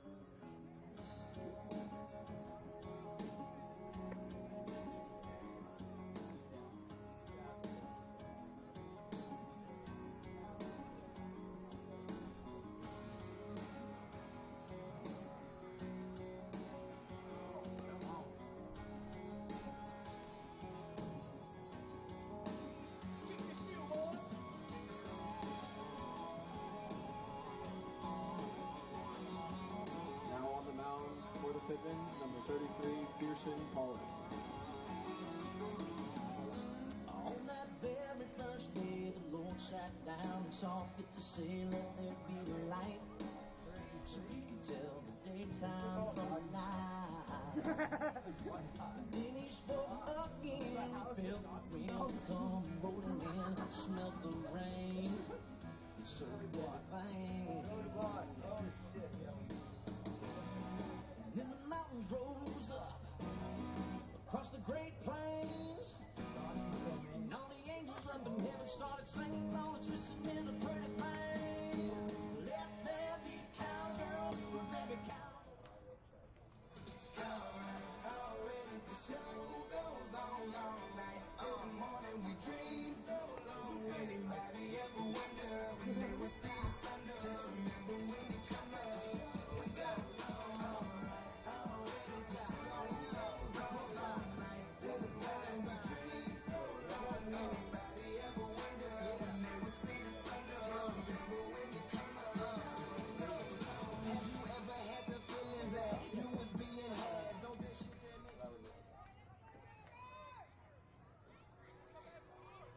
Pearson Pollard is the new pitcher in the game, a southpaw, facing off against Nolan Miller with the bases loaded, 2 outs in the bottom of the 7th. First pitch, Miller, he takes it inside, 1 ball and no strikes. Miller reached on an error in the first, a single in the second, grounded out in the 4th, a strikeout in the 6th. 1 ball and no strikes. Pitch from Pollard. Outside, 2-0. Pollard, he's from Texas A&M, Corpus Christi. Transfer there from Oklahoma Christian.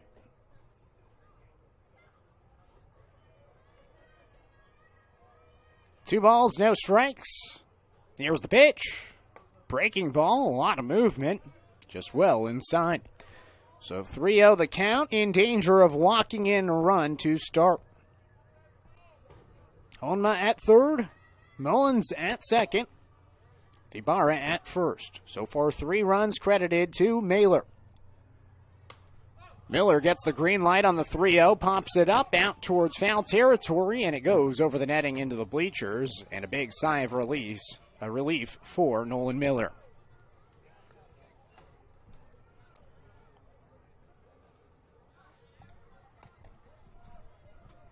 So 3 balls and 1 strike. Pollard in for the 10th time this season. He's 1-1 with a 3.60 ERA, 30 strikeouts, 19 walks and 20 innings pitched. High strikeout rate for this left-hander. A 3-1 offering. Inside, Miller ducks, squats, and he'll head to first base with an RBI walk. It is now 11-6. 23, Andrew Ghana. So a walk, a hit by pitch, and another walk, all with the bases loaded. Score 3 runs for Springfield.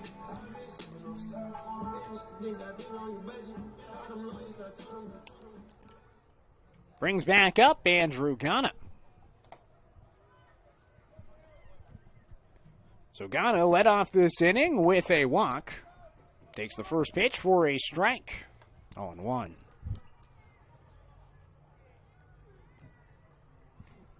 Prior to the walk, single, another single with an RBI and a hit by pitch. Great return to the handplex. I'm not sure. The 0-1, down and inside, 1 ball and 1 strike. In his return to Hamlin Sports Complex. We're still trying to decide on the nickname.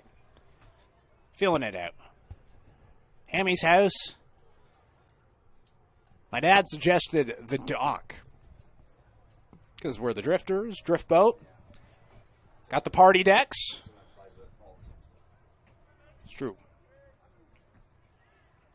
1-1. Fouled back, 1-2.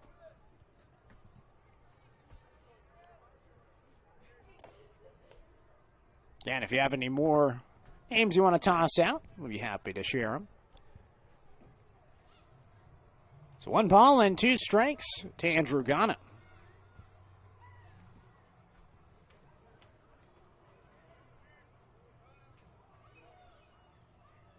Here's the pitch. He takes it on the calf. That one's going to sting. He has a shin guard on, and it hit him on the back of the shin guard. Another hit by pitch. Or walk. Puts in another run. Number 10, Caden Young. Caden Young will come back up to the plate in this inning. He had a single. So Ibarra will advance to third base. Miller to second with Ghana at first. A walk, a hit by pitch, a walk, and another hit by pitch have brought in some more runs. 5 runs so far in this inning. It is 12-6. Bases loaded, 2 outs. Pitch outside, 1 ball and no strikes.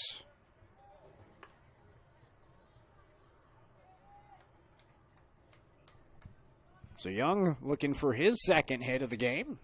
With a single his last time up, just a soft liner to center. Felt like that was ages ago. Young takes the pitch up and away. 2 balls and no strikes.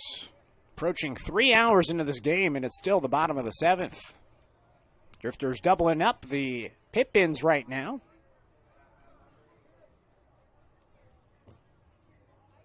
The 2-0. Young, he takes a strike. 2-1. And just really hasn't been a ton of hits in this inning. In fact, just 3 hits in this inning, and this is the 11th batter of the inning. Up and away, 3 balls and no strikes to Young. 3 balls and 1 strike.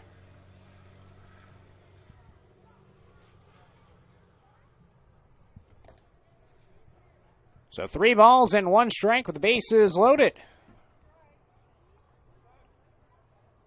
The pitch to Young. Swing and a miss. 3-2.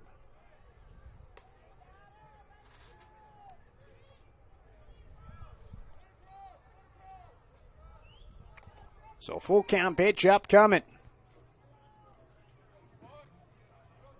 3 balls, 2 strikes with the bases loaded. 2 outs. Drifters trying to add on to their lead. Payoff pitch. Young swings and misses. And a pitch outside. So that'll do it for the Drifters in the bottom of the 7th.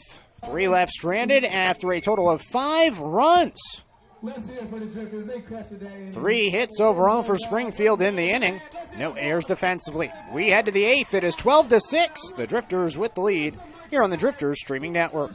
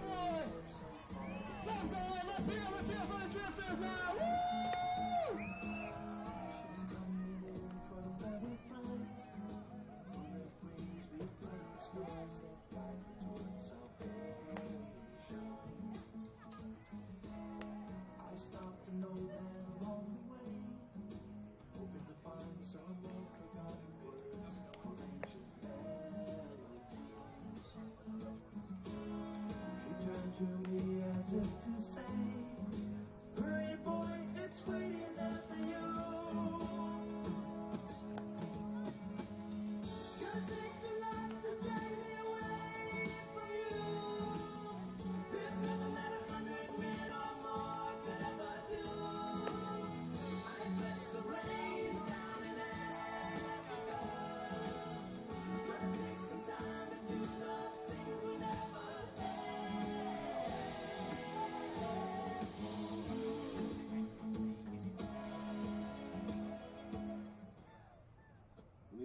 inning for the Pippins, number 20, Julian Angulo.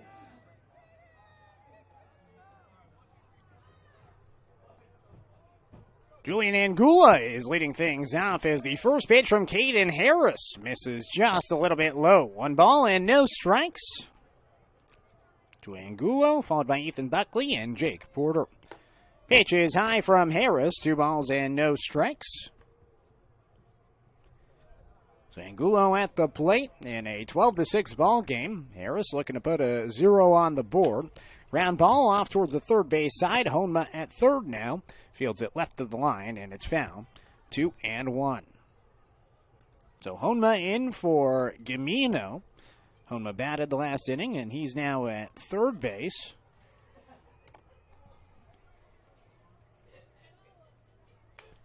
Popped in the air out towards the first base side and out of play.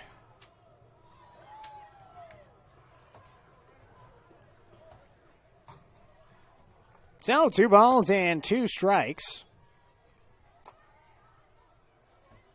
Angulo today hit by a pitch, a walk, 2 ground outs. 2-2. Ooh, just off the edge of the plate. 3 balls and 2 strikes. Didn't miss by much.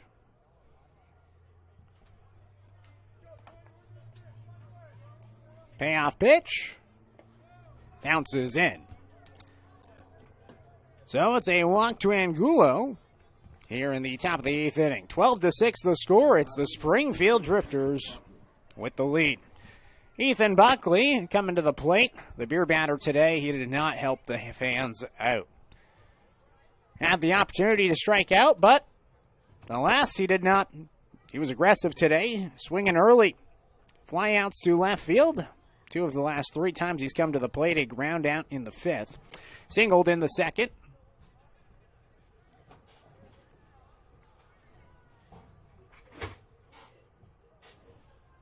So runner at first, nobody out in this 6-run ball game in the top of the 8th. Pitch is in for a strike. 1-1 to Buckley. Getting some more comments. Wham bam, thank you, Ham. I don't know if we could do that for a nickname. A little bit too long. The Doc could certainly play. 0-1 up and inside, and it got Buckley on the arm. And they are going to give him the hit by pitch. Now batting, number 40. So Buckley shakes it off. A hit by pitch and a walk, put 2 aboard.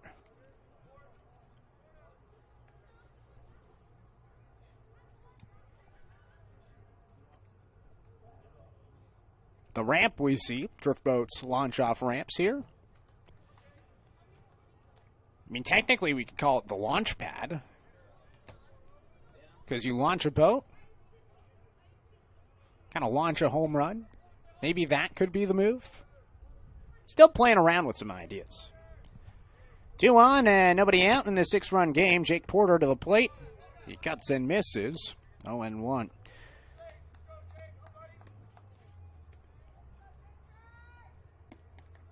So no balls and 1 strike with Harris on the mound.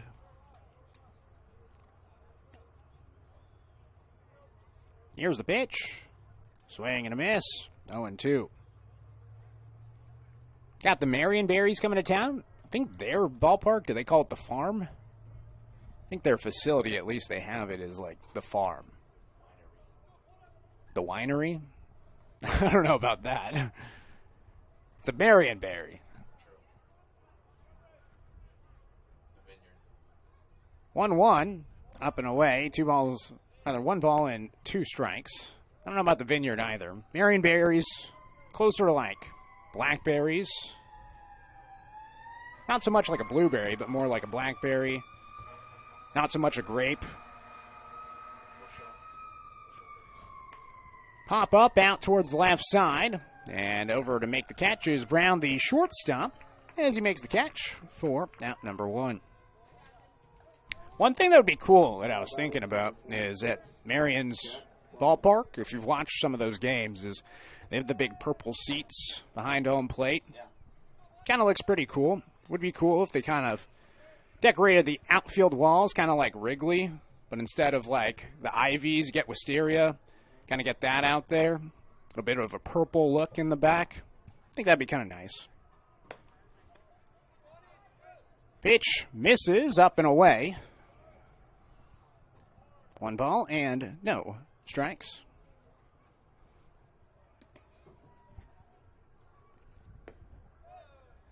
Pitch is low. 2 balls and no strikes. One to tie into The Simpsons. Jam Slam Central. Still feeling some ideas. 2-0 pitch. It's a little bit high. 3 balls and no strikes. What are your Simpsons suggestions? In fact, we were talking with the Yakima Valley broadcaster before the game, and he said he had a whole slew of Simpsons words that he was trying to fit into his broadcast. 3-0 in for a strike. 3-1. I hope there's a few does over there. I think that's, I don't even know how to say it. Doe, like. 3-1. It's outside, and it's another walk. So a walk and a hit by pitch, and another walk after the pop-up will load the bases for the Pippins. Brings up Greg Luna. Can we build a lazy river around the fences? That would be awesome. I would love that. On a hot day like today, if we could have a splash hit, post-game dunk in the river, that'd be kind of nice. I don't know if it'd be great for the drainage system around, and of course this is a middle school. I think the kids would support a lazy river in the outfield. Hot tub back there. So pitcher meeting happening. Caden Harris having a discussion with Dean Stiles. I wonder if they're also discussing whether or not to put a lazy river out behind the fences. Gotta wonder what those conversations are like.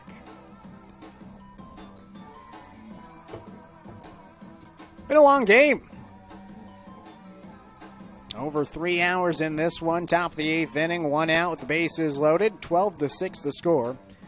It is Springfield with the lead after a 5-run bottom of the 7th inning.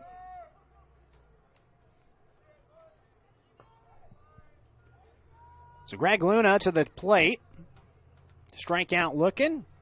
Last inning as the first pitch to him comes in for a strike. 0-1 from Caden Harris.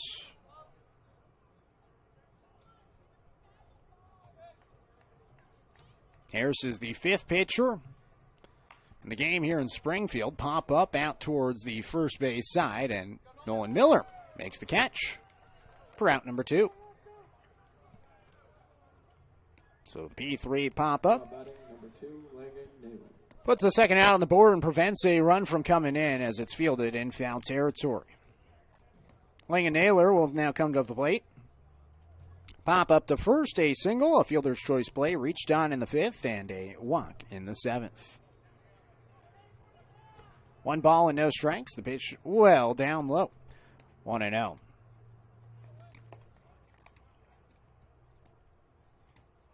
1-0 pitch from Harris. Down and away. 2 balls and no strikes. See a comment with the hammer. That's what really spurred this discussion. I was running graphics sitting next to Saul, and he was calling it the Hamlin, and I was thinking, wow, we could just call it the Hammer. That could be a name. So I texted our group chat, and someone threw back, what about the hamster wheel? And that's where this all started, this rabbit hole we've gone on trying to come up with a nickname here at Hamlin Sports Complex, also known as the Hamplex, the Hammer, the Hamboni. That could be a fun one. I like the Hamboni, the Hambone, if you don't want to do the E at the end. Pitch is in for a strike, 2-2.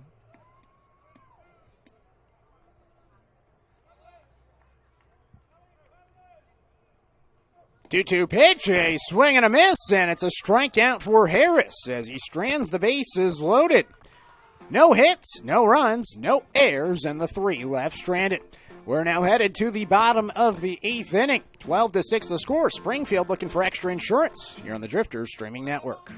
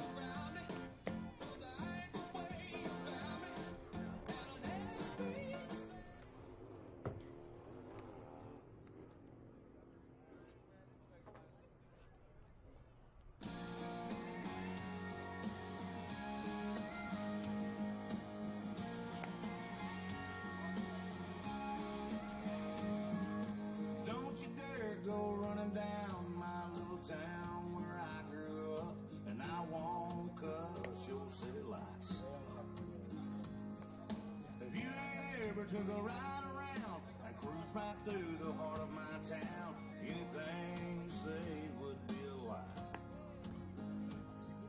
We may live our lives a little slow, but that don't mean I wouldn't be proud to show you where I come from. There's an old cowboy out turning up dirt where I come from. There's a preacher man in a cowboy shirt where I come from.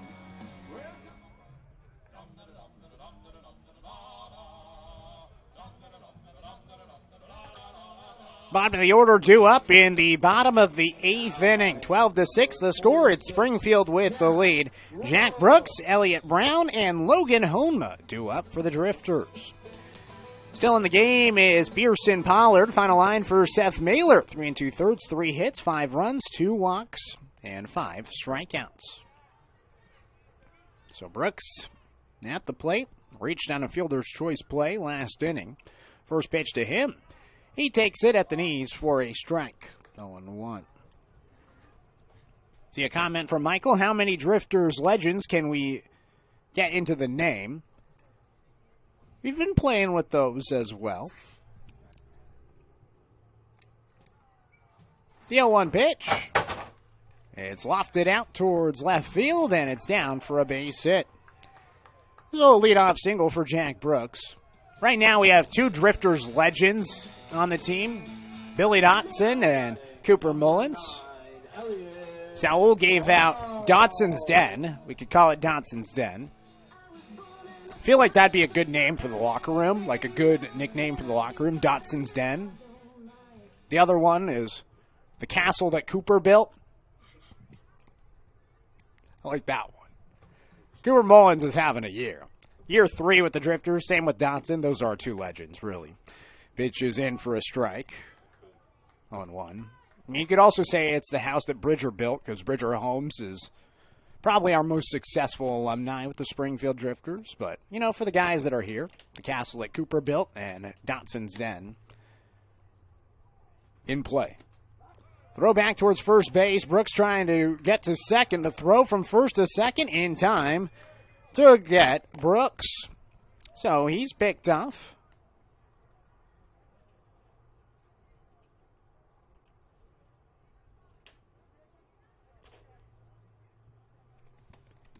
So 1 out. Nobody on in this 12-6 ball game.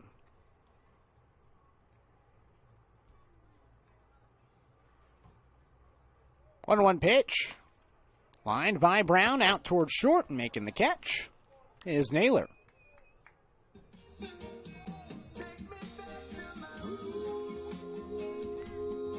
So 2 outs. Bottom of the 8th. Nobody on for Logan Honma.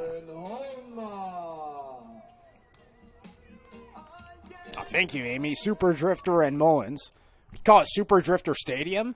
It could be like a fun nickname, maybe. Maybe. Sal's not a fan. Honma takes the pitch for a strike. 0-1. Honma is single and a run scored last inning. Came in as a pinch hitter. No balls and 1 strike. Here's the pitch. Down and away. Went off the heel of the catcher and right into Honma's face. 1 ball and 1 strike. My dad just commented Cooperstown. I mean, that is where the Baseball Hall of Fame is. Good one. Yeah, slow clap for you. Perfect dad joke, really. 1 ball and 1 strike. Here's the pitch.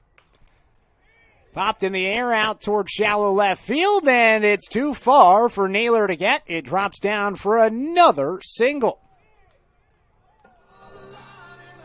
Now batting number 27, Cesar Chavez. Brings up Cesar Chavez with 2 outs and the runner at first base. That's the 12th hit of the game for the Drifters. Springfield leading 12-6. Bottom of the 8th inning. Still 1 out to work with. Trying to score some more runs and maybe get that extra insurance in case they need it. Pitch is low. 1 ball and no strikes. Chavez today, 2 for 5, a strikeout and a line out his last 2 times up. His last strikeout, the bat went flying into the dugout of the Pippins. Throw back towards first base, and back there safely is Honma. Pearson Pollard on the mound. Left-hander from Houston, Texas. Out of high school, the 62nd left-hander in the state of Texas.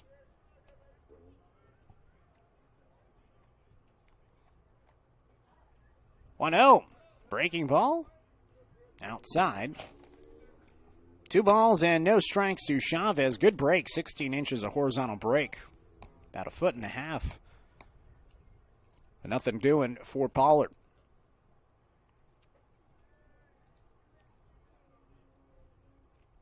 2-0 pitch. Chavez fouls it back. 2-1.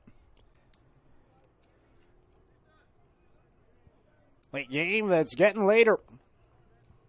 Approaching 10 o'clock for the 6:38 first pitch.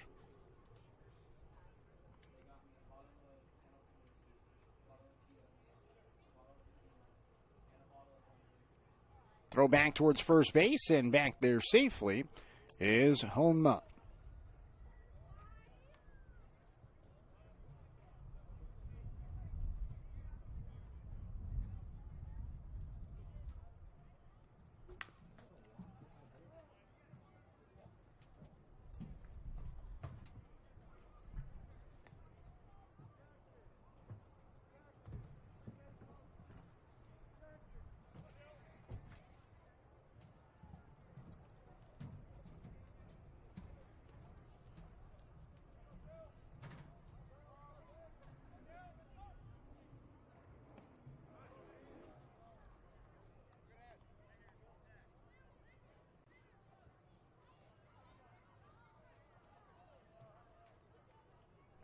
Hoping to be back now. For some reason, our production system dropped the camera. We restarted our production system and then re-pulled it back up. And looks like we are up and rolling again here in the 9th inning. 12-6. First time we've had that happen all year. It wasn't because the camera turned off. We actually just don't know what the issue was at all. After a leadoff walk to Gage Reeser, here's Dylan Anderson with a strikeout, as Caden Richardson gets a strikeout for out number 1 here in the top of the 9th inning. 12-6 the score. It is Springfield with the lead. Caden Richardson in for Caden Harris. So Richardson, the former Pleasant Hillbilly, is into the game. The runner at first in Reeser. Pitch from Richardson. It is high. 1 ball and no strikes. Dave Black, you're right. No. Yep, that's exactly our reaction here in the press box as the camera went off. 1-0 pitch. It is inside. 2 balls and no strikes. Richardson, a young man from Lynn Benton Community College, in for the 16th time this season. Pitch misses inside. Now 3 balls and no strikes to Kyler Bittner.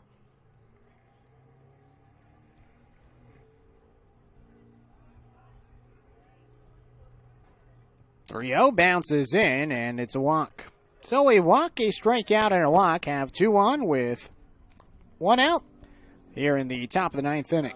Number 20, Julian Angulo.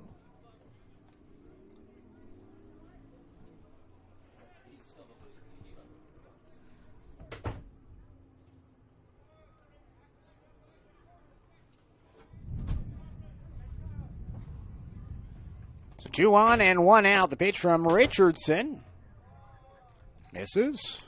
1-0. So Angulo at the plate. Ground out, a hit by pitch, another ground out, a walk, and another walk. And a long baseball game as he pops one up out of play towards the first base side.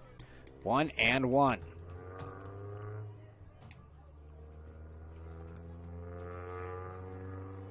So 1 ball and 1 strike from Caden Richardson. Would love a double play here as the Drifters look to wrap it up and get out of here ASAP. 1-1 pitch. It is fouled back. 1-2. So Richardson, an opportunity for his second strikeout. To the 3-hole hitter here in the top of the ninth. Been a game the Drifters have led for almost the entirety of 4. Pitches inside, 2 balls and 2 strikes. They took the lead 4-0 in the first. They have not let go since. 2 balls, 2 strikes. Here was the pitch from Richardson. Freezes the hitter in Angulo, but it misses a little bit low. 3 balls and 2 strikes. Payoff pitch on its way. It bounces in, and it's another walk. So a bases loaded situation coming up for the former Drifter, Ethan Buckley. Let's see what Buck does here. Hit by a pitch his last time up. 2 flyouts, a ground out prior to that with a single and a run scored back in the second. So Buckley back to the dish with the bases loaded. Springfield hoping that Richardson can close this out and not have to waste another arm. First pitch way down and away. 1 ball and no strikes. Richardson from Pleasant Hill. 18 1/3 innings pitched. This is his 16th outing. Again, leads the team. Ground ball to the left side. Fielding it is Brown. He goes to 2 for 1. The throw to first base. A double play, and the Drifters win. 12-6. The Drifters win it as they get it done in 3 hours and 29 minutes. A long game here at Hamlin Sports Complex.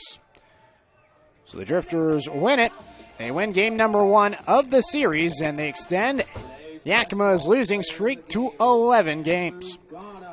Andrew Ghana is the player of the game in his return to Hamlin Sports Complex. What a game for Ghana. Couple of hits, a run scored, did not get out, plus had some nice plays in the outfield. So 12-6 the final. Springfield with the victory. They are now 13-18 on the season and 1-3 in the second half of the year. So, Saul Galvan will get you the rest of the way. I'm Knight Jarecki saying so long. Post-game show coming up here on the Drifters Streaming Network.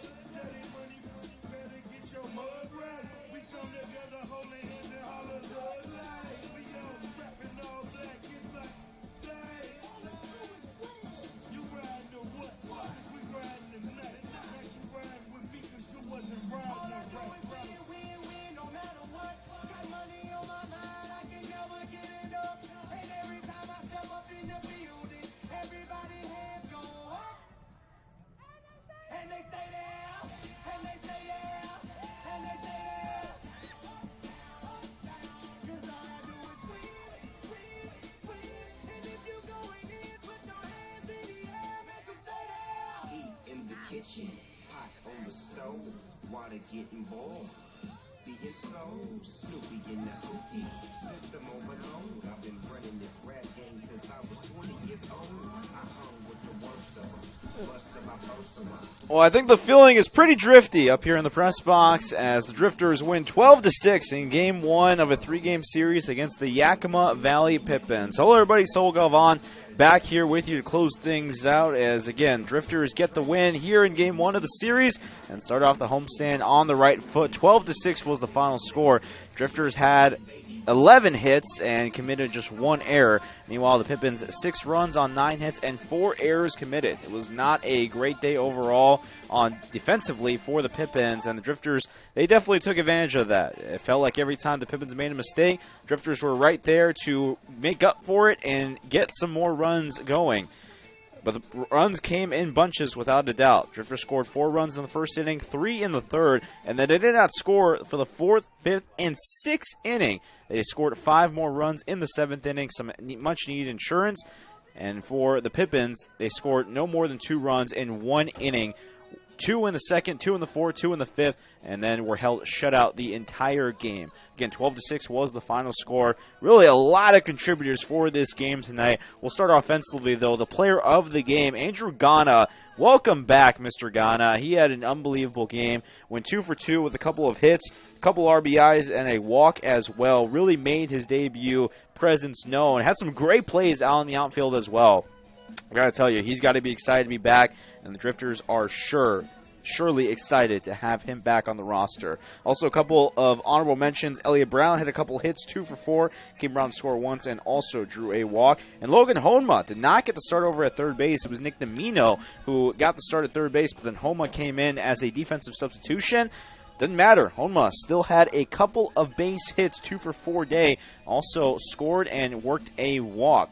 And really outside of that, too, most of the lineup had a hit. Cesar Chavez had a hit, went 1 for 6. Nolan Miller went 1 for 4 in that game. Caden Young and Jack Brooks off the bench also had a hit. The whole entire lineup was on it from the very beginning. Preston Armstrong and DJ Lewis also had a hit as well. Moving over to the pitching, though, Matthew Tashney got the start for the Drifters, went 4 innings, 4 hits, 4 runs allowed, 2 of them being earned, and had 2 strikeouts. Then it was a plethora of Drifters pitchers that came in. Sonia Pena came in for 2/3 of an innings. Jack Klee an inning and a third. Blake Stavros, that is, pitched a third of an inning. And then Caden Harris with an inning and 2/3 before Caden Richardson came in to finish things out and got the final 3 outs in the 9th inning. So a lot of names for sure in this first game, but like we were talking about during the broadcast, that's a very good thing to have this amount of depth, especially at this point of the season. This is sometimes the part of where, teams can start thinning out a little bit. Some of the guys maybe leave and go back to their schools. Some of the pitchers are out of innings for the summer, but the Drifters are in a very, very good spot right now. And they showed it tonight that when they play as a team, when they take advantage of the mistakes, and when they themselves don't make the mistakes, they are a team that is very, very hard to beat. Again, Drifters win it 12-6, the final here in Game 1, and are looking for the series win tomorrow against the Yakima Valley Pippins. 6:35 first pitch. We'll have about a 6:20 pregame show. Should have a pregame interview for that as well. I'm really excited to talk with these guys after tonight's victory. But that will do it us from the Hamlin Sports Complex. I'm Saul Galvan saying so long here on the Drifters postgame show. Springfield wins it 12-6 in Game 1 against the Yakima Valley Pippins.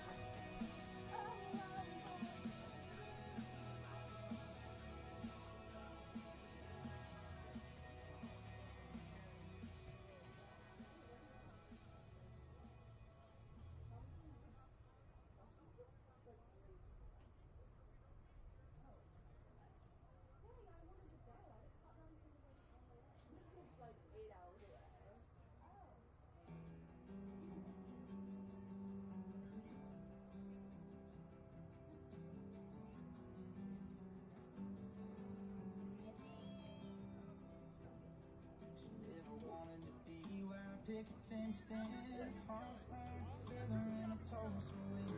See some things bring her alive.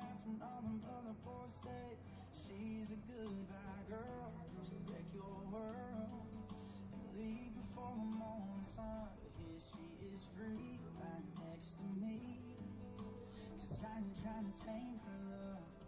I keep the windows down and the windows ahead, keep her heart hanging on out.